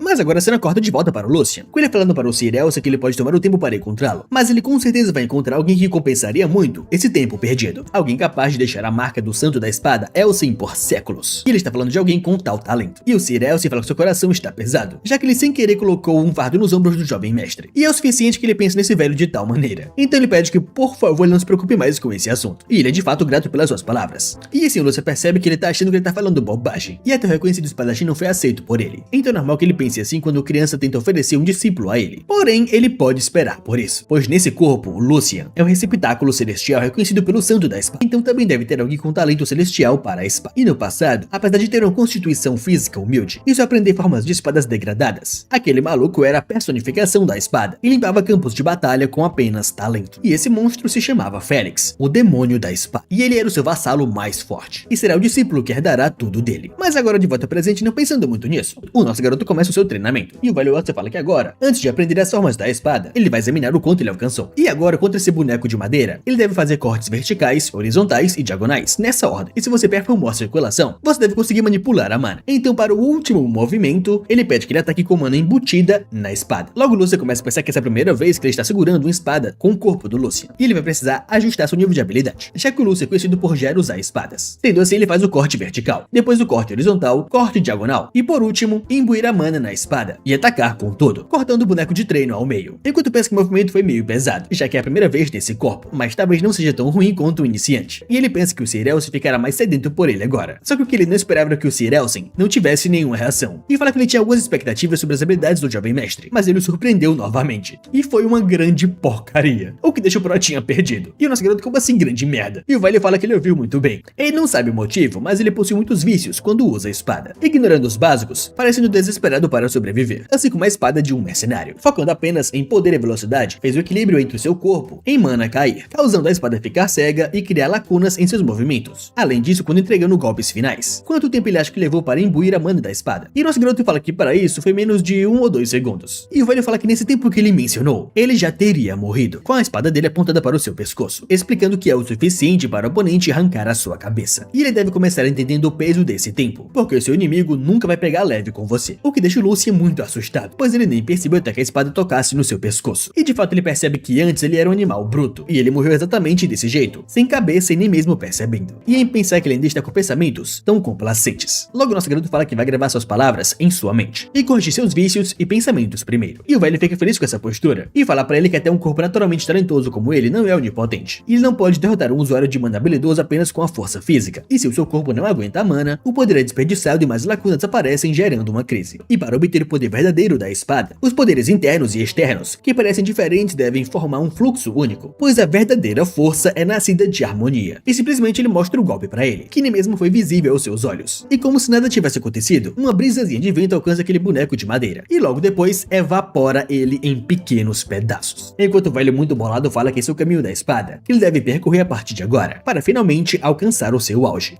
E assim, alguns dias depois, o nosso garoto continua treinando com seu mestre, num combate prático, enquanto o Sr. Elsin fala pra ele que o seu fluxo de mana não deve ser interrompido. E assim como treinar o corpo permite movimentos precisos, o seu controle de mana também deve chegar nesse nível. E também quando se usa mana para reforçar o corpo todo, você deve deixar o poder o suficiente para circular separadamente, no lugar certo, na hora certa. Enquanto o nosso garoto continua atacando o velho com toda a sua força, mas não consegue nem mesmo alcançá-lo. E o Elsin fala que quando esses fatores se misturarem para formar um equilíbrio, só aí ele vai entender o verdadeiro poder da espada. E o nosso garoto lutando a sério contra o velho Elsin percebe que de fato ele é muito poderoso, mas com certeza ele tá muito focado. E vendo o foco do moleque, o Sr. Elsin fica bem feliz, e fala que agora ele deve aplicar o que ele aprendeu, e tentar se defender. Porém, dessa vez ele vai introduzir um passo um pouco mais avançado. Ele deve considerar a velocidade e os movimentos do inimigo, aparecendo instantaneamente na sua frente, assustando o nosso garoto. Enquanto fala que ele deve responder também com uma quantia apropriada de força. E o Lucien, vendo esse movimento extraordinário, percebe que a essência do ensino do Sr. Elsin é a união da naturalidade, como o fluxo da água, e por meio disso as lacunas são superadas, e a perda de poder é minimizada para exercer força máxima. E ele deve olhar diretamente e não se perder. E assim ele replica o que ele aprendeu e tenta bloquear o golpe do seu mestre, usando tudo que ele tem. Enquanto esse velho bolado continua o encarando bem sério. E finalmente os dois poderes se chocam. E o Sr. Elsin, pensando em algo, fala que o treinamento termina por ali agora. E ele deve gravar a sensação que ele sentiu hoje. E isso será o suficiente para torná-lo um ótimo espadachim. Enquanto o nosso garoto completamente morto só dá risada muito cansado. E simplesmente cai no chão com as pernas bambas. E logo depois agradece pela luta, no meio de vários destroços. Então depois de um tempo, alguns construtores e ajudantes vão reformando o centro de treinamento, que tá causando imensa bagunça pelo treinamento dos dois. E o pessoal observando isso vai se perguntando que tipo de treinamento absurdo é esse, e o que diabos eles fizeram, e se o terceiro jovem mestre realmente está bem depois disso. Mas enquanto eles pensam isso, em outro lugar, o nosso garoto tá de fato quase morto, falando consigo mesmo que de alguma maneira ele conseguiu sobreviver ao treinamento de hoje, mas o seu corpo tá tremendo bastante. E ele pensa que isso é um absurdo, e em pensar que esse método pesado é só pra tirar os vícios da sua vida passada. Mas bem, o que ele pode fazer? Se isso é o necessário para consertá-los, ele vai ter que fazer isso. Mas ele percebe animado que a cada dia, ele tá se acostumando mais e mais rapidamente. Mas enfim, quanto mais tempo ele assiste isso, mais ele fica surpreso, pois ele conscientemente cria crises de acordo com o seu nível de habilidade, e reage com instruções precisas. E falando assim até que parece fácil, mas seria impossível a não ser que ele visse a condição completa do seu corpo. E ele só está confiando no seu corpo aos seus sentimentos, mas pode sentir a melhora constante. E até agora ele acreditava que apenas os segredos das excelentes formas de espada era um caminho para atingir o reino mais alto. Mas ele nunca tinha pensado muito em coisas como equilíbrio, reserva de poder e fluxo, como ele tá fazendo agora. Mesmo que o que realmente importasse sempre estivesse dentro dele. E se ele soubesse desses ensinamentos na sua vida passada, ele acha que talvez, só talvez, a sua espada poderia ter estado mais perto daquele homem. E ele teria ao menos acertado ele algumas vezes. Mas ele pensando no treinamento de hoje, ele fica um pouco emburrado, pois nesse horário não parece um bom tempo para terminar assim hoje. E ele vai se perguntando se ele consegue achar algum oponente que seria perfeito para ele. Só que quando ele pensava nisso, quando ele abre os olhos de novo, ele percebe algumas pessoas chegando. E nosso garoto se pergunta quem é esse moleque. E nesse momento, na frente do Sr. Elsin, o garoto fala que então ele esteve ali durante todo esse tempo, o chamando de mestre. E ele fala que seu discípulo, Joshua, saúda o Sr. Elsin Branchner. E o velho fala que o quarto jovem mestre é bem-vindo. Porém, ele pergunta que lhe deve a visita. E ele fala que está atualmente treinando o terceiro jovem mestre. Então, se ele quiser bater um papo, ele pode voltar depois. Mas o moleque fala que não será necessário. Então, o Sr. Elsin pergunta qual é o motivo da sua vinda. E o garoto fala que é isso mesmo. Já que o seu irmão abriu as portas e está treinando, como um irmão mais novo que aprendeu primeiro, ele gostaria de ajudá-lo. E ele com essa carinha de safo pergunta o que ele acha, irmão Lucien. Enquanto nosso garoto fica internamente muito empolgado, pensando que esse idiota, ou quer dizer, esse oponente perfeito acabou de aparecer.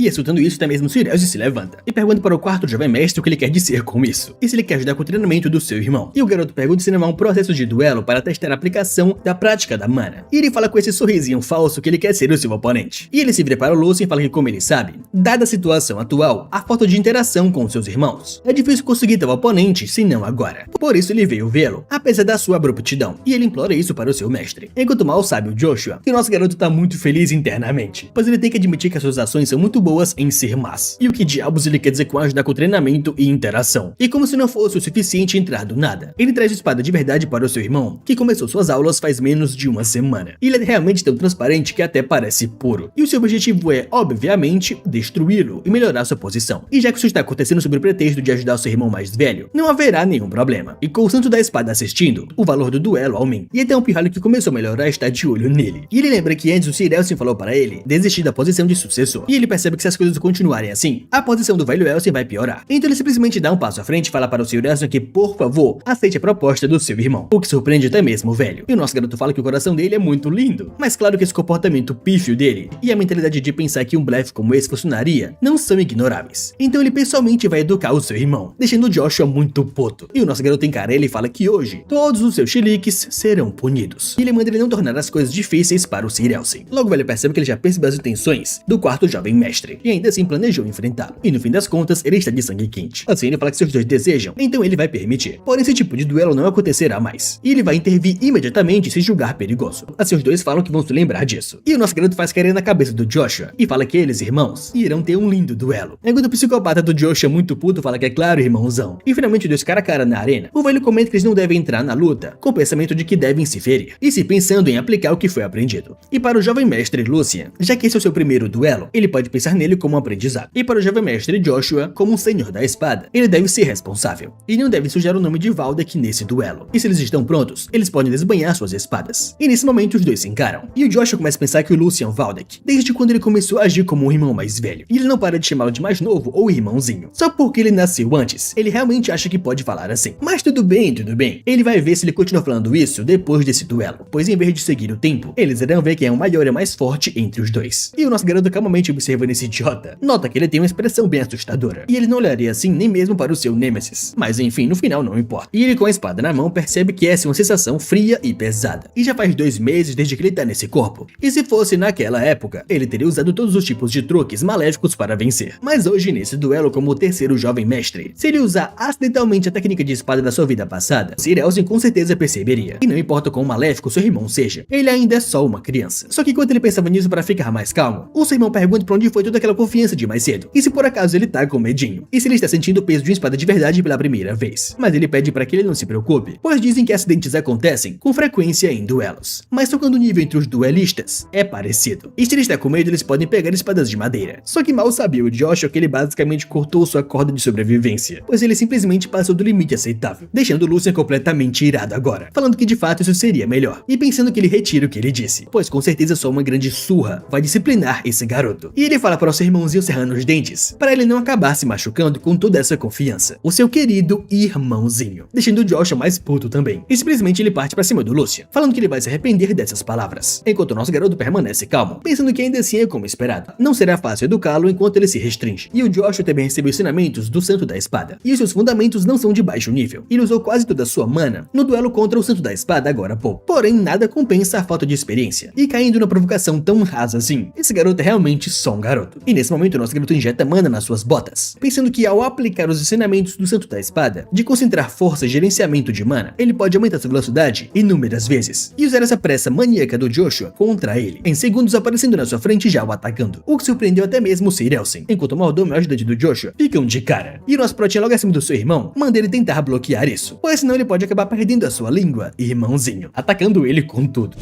Então assim, depois do ataque, ele faz o Joshua ficar de joelhos, enquanto exerce muita força e pressão pra cima do seu irmãozinho. E com um sorrisinho no rosto, ele fala que seu irmãozinho, que se diz um homem muito forte, não deveria ter joelhos tão fracos. E quando o Joshua percebe que ele tá de joelhos, ele fica muito puto, rangendo os dentes e mandando ele calar sua boca, já contra-atacando o Lucien, e depois dando um salto pra trás. E fala que esse foi só um ataque qualquer, e foi pura sorte. E o próximo não vai passar nem perto, já correndo pra cima do Lucien. E quando finalmente ele ataca, o nosso garoto dá alguns passos pra trás. Mas mesmo assim, o Joshua continua perseguindo ele, enquanto o Lucien entra no modo de defesa, defendendo cada um dos seus golpes, deixando seu irmão muito animado, pois ele pensa que ele é muito mais forte do que ele, então a única coisa que ele pode fazer é desviar. Só que cada um dos ataques do Joshua são defendidos, bloqueados e contra-atacados pelo Lucian, e os dois entram no modo sério ao mesmo tempo, atacando com tudo que eles têm. E observando isso do canto, um pouco nervoso, Mordomo fala para o Sir Elsin que a luta parece estar ficando bem intensa, e ele pergunta se não seria melhor parar por aqui, pois o jovem mestre Joshua tende a ser bem teimoso com o jovem mestre Lucian, e por conta de serem quase da mesma idade e serem comparados toda hora, o ressentimento é bem forte. Então quando é algo relacionado ao jovem mestre Lucian, ele simplesmente se recusa a escutar. E se algo der errado por conta disso, mas o Sir Elsin fala que o que ele teme não vai acontecer. E mesmo que o quarto jovem mestre tenha uma natureza impulsiva, ele não é burro o suficiente ao ponto de ignorar sua situação e peso. E agora mesmo ele só está se movendo de forma imatura. E pelo contrário, ele deveria se preocupar se o oposto acontecesse. E o Mordomo pergunta como assim? Enquanto o velho fica mais uma vez bem sério, encarando a luta com muito foco, pensando que, considerando a diferença de habilidades entre os dois, esse pensamento não faz nenhum sentido. E o terceiro jovem mestre nasceu com um corpo de potencial excepcional, mas com falta de experiência e precisa de tempo para florescer. Por outro lado, o quarto jovem mestre possui um talento mediano, mas só pôde florescer por meio de treinamento árduo. Em outras palavras, até numa luta sem técnicas de espada, a diferença entre os dois é algo que só pode ser compensado com sorte. Porém, um quarto jovem mestre é incapaz de controlar suas emoções e está destruindo a vantagem que ele mesmo construiu, enquanto o terceiro jovem mestre está quietamente esperando uma abertura. E para possuir tal calma frente a uma lâmina real, é necessário superar o medo. E o fato do terceiro jovem mestre estar mostrando isso significa que ou ele não conhece o medo por ignorância, ou possui a ousadia de alguém que quase cruzou a linha da morte. E ele pensa que por algum motivo, ele acha que é a segunda opção. E de volta à luta, os dois continuam com tudo. Enquanto Josh é bem sério, pergunta pra onde foi o seu ímpeto, e por que ele só não escuta quando ele tá sendo legal antes, e pede arrego logo enquanto ele ainda pode. Só que o nosso garoto percebe que esse cara parece mesmo estar se divertindo. Mas bem, é compreensível estar feliz se pensar que ele vai amassar seu irmão mais velho. E toda vez que ele bloqueia sua espada, seu corpo vibra por completo. E o seu plano original era acabar com isso rápido, porque o inimigo mais fácil de derrotar é aquele que está irritado. E a única margem de erro era que as habilidades do Joshua fossem melhores do que aquele esperava, e que ele talvez não teria mano suficiente para subjugá-lo com um ataque. E pensando nisso agora, ele não tem mano suficiente nem para reforçar o seu corpo, então ele vai ter que dar all-in nesse ataque. Sendo assim, mais uma vez ele bloqueia o ataque do seu irmão, enquanto Joshua percebe que a espada dele ficou mais pesada, e eles perguntam se ele ainda tinha mana para isso. Mas isso é impossível, olhando para ele, a percepção é que ele está sem nada, e ele pensa que talvez seja um esforço final, e ele fala muito animado que vai acabar com a luta agora mesmo, já indo com tudo pra cima do Lucian, enquanto o nosso garoto permanece calmo, e fala que ele fez exatamente o que ele queria. E simplesmente quando Joshua percebe, o Lucian desvia do seu ataque mais forte, e ele fica em choque pensando que se fosse só isso, ele até entenderia. Além disso, a não ser que ele tenha alucinado, aquele moleque estava com certeza sorrindo, e eles perguntam se realmente ele preveu tudo isso. E para a surpresa do quarto jovem mestre, ele escuta uma voz chamando pelo seu nome, Joshua Valdek, e fala que aquele último ataque ele executou sem pensar no que viria depois, e ele nem pensou que a sua aparência exausta poderia ser uma armadilha. Por isso que ele é o mais novo, e ele o mais velho. E vendo isso muito puto, Joshua manda ele guardar seus sermões para quando ele o derrotar. Só que mal sabia o Joshua que só com o pé, o nosso garoto bloqueou a espada dele, e fala que mesmo que ele não dissesse, essa já era a sua intenção. Então ele pergunta o que ele acha que vai acontecer agora, e simplesmente com a cara lavada, o Joshua levanta a cabeça e chama ele de irmão, enquanto o nosso garoto com a sua espada levantada, enquanto ele acha mesmo que só chamá-lo de irmão vai mudar alguma coisa, e começa a espancar o Joshua na frente de todos, como se não fosse nada demais.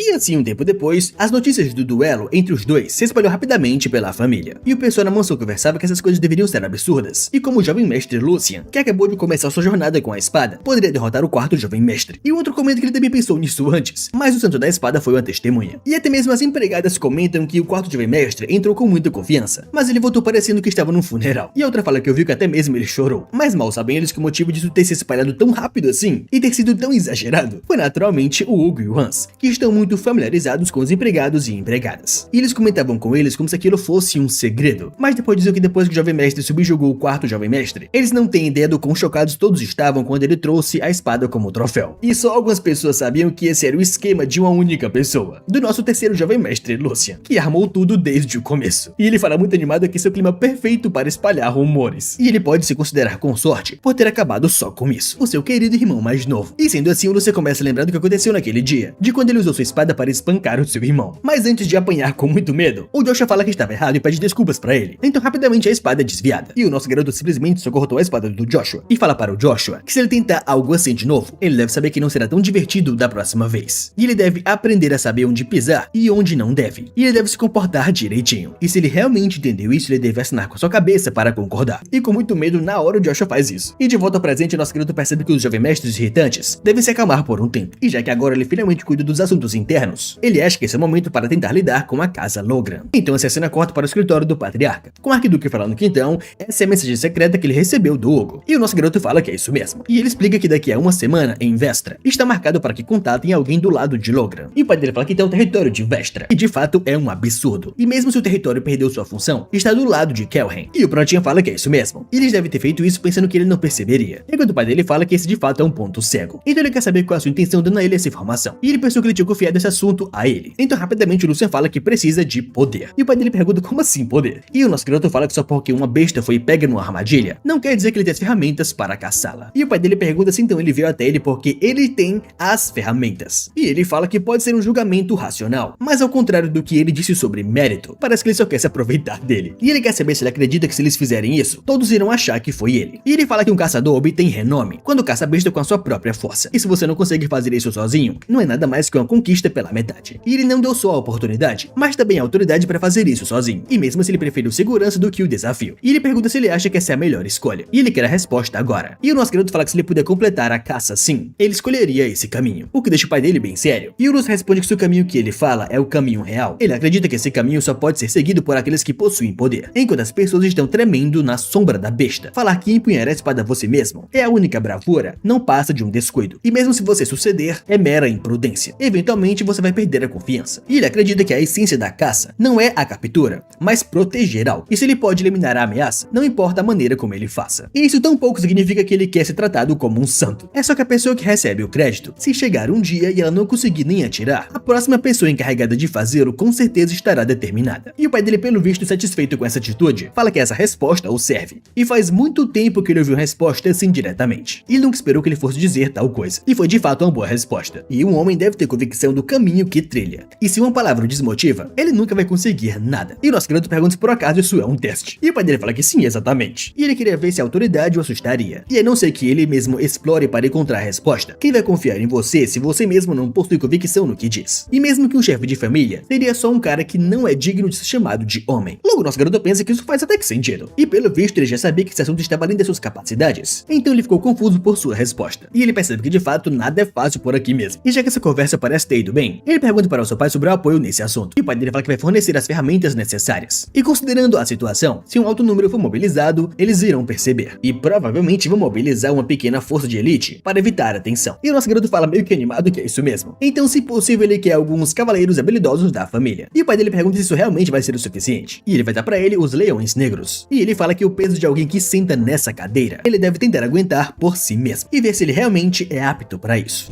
E dessa maneira, uma semana se passou, e na cidade de Vestra, o nosso garoto caminhava por ela comentando que essa cidade é realmente uma bagunça. E é muito pior do que falaram pra ele. E ele não consegue ver ninguém por perto. E o Hugo ao seu lado fala que mesmo que seja próximo de Kelren, não há muitos recursos. E faz muito tempo desde que já é usado como caminho para chegar a outros lugares. Então só uns vagabundos passam por aqui. E é por isso que eles escolheram esse lugar para a fábrica. Mas ele pergunta para o jovem mestre Lucian se ele realmente não vai contar pra ele nada, de como ele sabia dos seus planos com tantos detalhes. E ele fala que o Sr. Hans parecia não saber também. E o Lucian só sorri pra ele, falando que ele vai contar isso aos poucos. Então por enquanto eles irão focar em sua presa. E ele pergunta se ele armou bem a armadilha. E o Hugo fala que claro que sim. E dentro da fábrica eles têm que se assegurar de que tudo combine com os detalhes que mandaram pra eles. E eles já organizaram a seleção e também prepararam os bens que o jovem mestre mencionou. E tudo que falta são os reforços para subjugá-los. E o nosso garoto fala que eles irão receber a ajuda do seu pai. E pergunta se por acaso isso te incomoda. E rapidamente o Hugo fala que é claro que não. Já que o assunto é tão grave, ele sabe que eles não podem falhar ali. É só que ele se sente triste por ser tão impotente. E se ele tivesse a habilidade de resolver isso, ele poderia ter tornado isso sua conquista. Só que o nosso garoto falou tranquilizando que não é que ele não saiba como ele se sente. Porém, eles acabaram de começar a remar. Então eles não deveriam se perder na impaciência. E ele acabou de fazer 30 anos, então tem muito tempo pela frente. Mas para a surpresa do Lucian, Hugo fala que tem 23. E para 30 ainda está bem longe. E a diferença de idade entre eles não é tão grande assim. O que choca muito o nosso garoto, que não fazia ideia que ele só tinha 23 anos. Então ele fala que certo, ele já acabou de fazer 20 anos. E muito envergonhado, o Hugo fala que ele não precisa se corrigir, pois a situação fica ainda mais feia. Mas enfim, o nosso garoto percebe que a hora tá chegando, mas eles perguntam por que ele não vê eles. Só que nesse momento, para a surpresa dos três, eles escutam uma voz misteriosa que emite uma grande pressão, o chamando de terceiro jovem mestre. E rapidamente Hugo saca sua espada, mas um cara na sua frente a bloqueia, e fala que ele é lento demais. E ele não pode nem mesmo considerar ele um guarda-costas, o que deixou Hugo muito nervoso, percebendo que ele nem mesmo conseguiu mexer a sua espada. E na sua vida, nunca o superaram tanto assim, em termos de força antes. E ser subjugado tão intensamente é de fato preocupante. preocupante. E vendo isso, Lucian manda o Hugo se acalmar, pois ele não é o seu inimigo, mas ele tem intenção de matar, e pergunta diretamente o que ele quer, o chamando de Leão Negro. E nesse momento, Hugo se vira para proteger o Lucian, e pergunta para ele se eles são os reforços que ele mencionou, o famoso Leão Negro. E os dois sabem que os tais Leões Negros cuidam de todo o trabalho da família Valdek nas sombras, e é a unidade mais forte que seu chefe da família pode mobilizar. Logo, nosso garoto fala que é isso mesmo. Esses são os caçadores designados para ajudar nessa missão, os Leões Negros. E assim, o líder deles fala que saiu do terceiro jovem mestre. E o que aconteceu agora foi meramente para testar a reação do seu guarda-costas. E os Leões Negros não possuíam outra intenção. E o nosso garoto sabe que a sua existência não era clara nem na sua vida passada. E os rumores que circulavam como histórias de terror não eram um exagero de fato. E mesmo com a guarda alta, ele não sentiu a presença deles. E até agora, vendo eles estão ocultando sua aura tão perfeitamente que ele não consegue sentir nada. E de fato, eles são com certeza uns monstros. Mas percebendo isso, ele fica cada vez mais feliz, pois isso com certeza é um grande apoio que ele forneceu. E sendo assim, dentro de uma casa, nosso garoto começa a explicar as coisas, que ele confia que eles já sabem as circunstâncias da missão. E a casa Loughran mordeu a isca e estão vindo pessoalmente. Ou seja, só há uma coisa que eles precisam fazer: capturar a pessoa no comando viva. E ele fala que eles podem eliminar todos os outros. E já que passaram dos limites, eles não precisam ter dó. E ele fala que vai deixar o resto pra eles. E nesse momento, encarando Lucian, o líder pensa que ele pensou que Vossa Graça, o Arquiduque, mandou eles para dar uma conquista ao terceiro jovem mestre. Mas parece que esse não era o único objetivo. E esse garoto não perdeu sua dignidade como terceiro jovem mestre, mesmo numa situação inesperada. E demonstrou a prudência de avaliar seu poder de combate e se preparar para qualquer contingência. E de fato, talvez uma nova era esteja nascendo. Sendo assim, todos falam ao mesmo tempo que seguirão suas ordens. Então, mais tarde, sem que ninguém soubesse, uma carruagem muito luxuosa chegava na cidade. E dentro dela, um carinha de cabelo azul saía, comentando consigo mesmo que essa jornada foi muito chata. E se não fosse pelas ordens do seu pai, ele nunca pisaria numa favela como essa. E assim que ele sai da carruagem, ele fala que vai terminar isso o mais rápido possível e voltar para sua mansão, pois até mesmo o ar dali é nojento. E esse garoto é o quarto filho da casa Loughran, o Philip Loughran.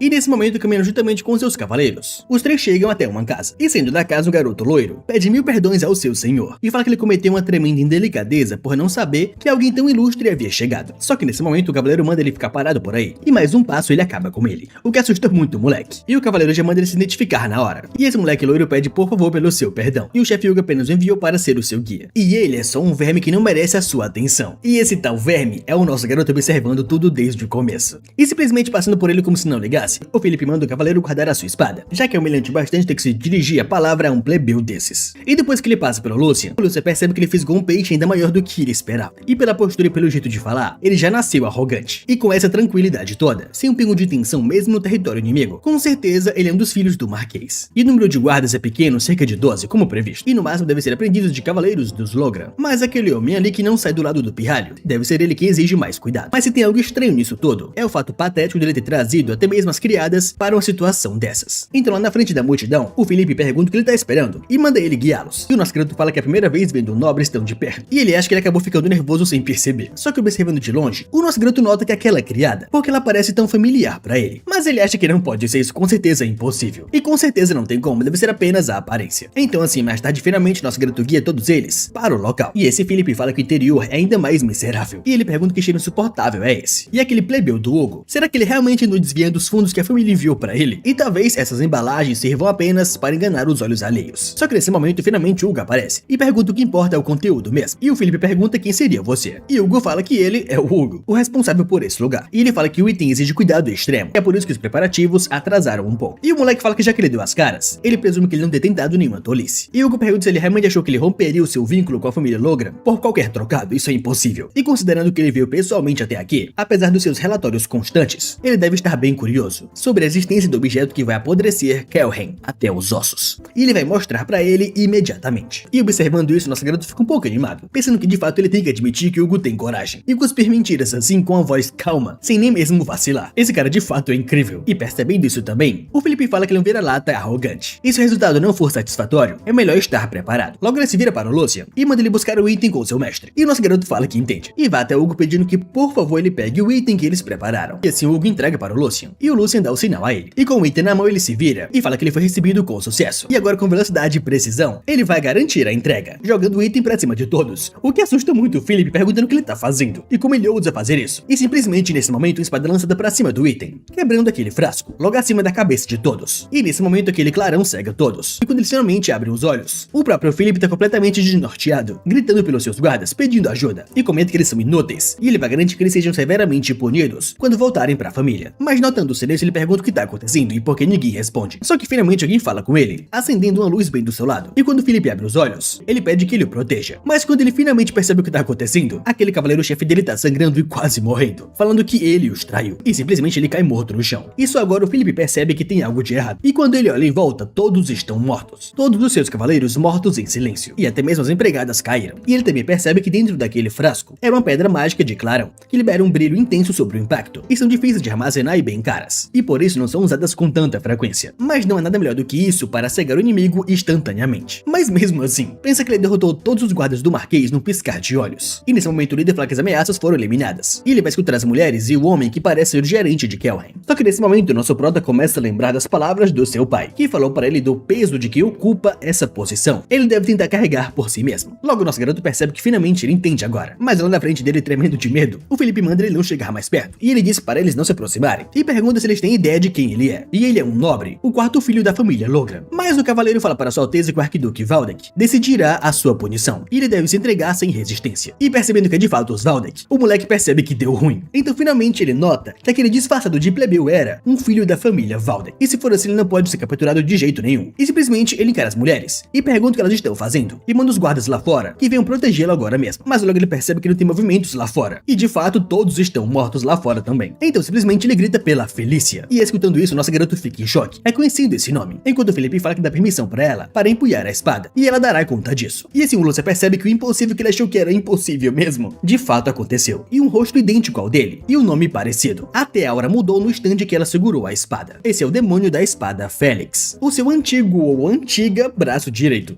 E simplesmente o Lucien corre até a Felícia e manda ela tirar ele dali, pois se ela fizer isso, seu irmão fará qualquer coisa por ela. E ele até garante que ela nunca mais será insultada por causa do seu sangue da sua mãe plebeia. E ele manda ela dizer alguma coisa, e pergunta se protegê-lo não é a razão da sua existência. Mas a Felícia, ou Félix, fala que se ele quiser viver, é melhor calar sua boca, porque ela tá de saco cheio da sua estupidez. E observando aquilo, o cavaleiro fala que é patético, e pensa que ele tá se escondendo atrás de uma mulher, sem conseguir manter um pingo de dignidade. E ele admira sua vontade de lutar, mas manda ela não desperdiçar sua vida por ser imprudente. E essa é a misericórdia que ele demonstra por ela ser uma criança e uma mulher. Mas ele percebe que ela não teve nenhuma reação, e fala que então essa é a sua escolha. E quando ele dá um passo à frente, ele já parte para atacá-la. Só que quando a espada se aproxima do seu olho, ela simplesmente muda por completo, e consegue mesmo, pelo incrível que pareça, bloquear a sua espada, e depois com um giro contra-atacar. E observando isso de longe, o nosso garoto reconhece a velocidade de reação que beira a premonição, e movimentos imprevisíveis, fora de qualquer padrão comum, e de fato não tem erro. Esse é o demônio da espada Félix, e mesmo naquela época, uma elegância e aura que não pertenciam ao mundo dos mercenários. O Félix se destacava pelo seu corpo esguio e pela aparência bonita, e agora ele finalmente entende. A tal Felícia era uma filha ilegítima que deixou a família e viveu como Félix, se disfarçando de homem. E nesse momento o cavaleiro na frente dela fala que a sua cabeça teria voado se a sua defesa tivesse atrasado um segundo sequer, mas ele ainda tem um longo caminho a percorrer. E em pensar que ele realmente subestimou ela, e nem percebeu as presas que ela escondia. E agora ele vai deixar de lado a sua vergonha e considerar ela uma inimiga. E simplesmente ele começa a emanar muito poder. E até mesmo a Felícia percebe que ele tem uma força vários níveis acima do que ela consegue lidar. E agora ela não pode contar nem mesmo com um golpe de sorte. Além disso, tem um espadachim do mesmo nível no andar de cima. E até mesmo alguém que o supera no andar de baixo. E provavelmente não há chance de sobreviver. E se essa for a última vez que não permitir que ela empunhe uma espada, ela não vai deixar arrependimentos. E observando lá de cima, os cavaleiros comentam que ela é de fato impressionante. E pensa que ela continua tão inabalável mesmo nessa situação. E o outro fala que além disso ela tá enfrentando a sede de sangue do Nixon de frente. Mas no andar de baixo, o líder dos Leões Negros percebe o nosso garoto se movimentando. Só que nesse instante o Nixon parte pra cima da Felícia. E os dois vão com tudo pra cima do outro, como se dependessem disso para viver, buscando a morte um do outro. E quando finalmente seus ataques iriam colidir, o nosso garoto aparece mandando que eles parem agora. E depois que se chocam, os dois param. E o nosso garoto fala que já chega, e ele não permitirá mais derramamento de sangue nesse lugar. Só que o Nixon fala bem puto para o jovem mestre que ele deu a eles autonomia, e ela é um bruto que se tornará uma grande ameaça para os Valdek, se continuar viva. Só que o Lúcia pergunta para o Leão Negro se ele já esqueceu de quem veio essa autoridade, e ele está bem ciente das suas preocupações. No entanto, se as coisas continuarem assim, com certeza terminará na morte de alguém. E ele se apresenta falando que ele é o Lucien Valdek, o terceiro jovem mestre da família Valdek. E ele encara a Felícia e fala que, como responsável por essa missão, ele fala para a Felícia que tem uma proposta. Eles resolveram esse assunto com um duelo contra ele. E se ele perder, permitirá que ela saia dali com segurança. Mas se ela perder, ela deve abaixar a sua espada e se render pacificamente. E na cabeça do Lucien, ele nunca imaginou que na segunda vida ele encontraria tão rapidamente um amigo do passado. E isso com certeza merece um like nesse vídeo e sua inscrição no canal. E rapaziada, se vocês gostam dessa obra e quiserem a próxima parte, a meta para esse vídeo são uns 5.000 likes. Ah, é claro, hype esse vídeo que me ajuda demais. E então no mais é isso, gente. Eu fico por aqui e espero vocês no próximo vídeo. Tchau!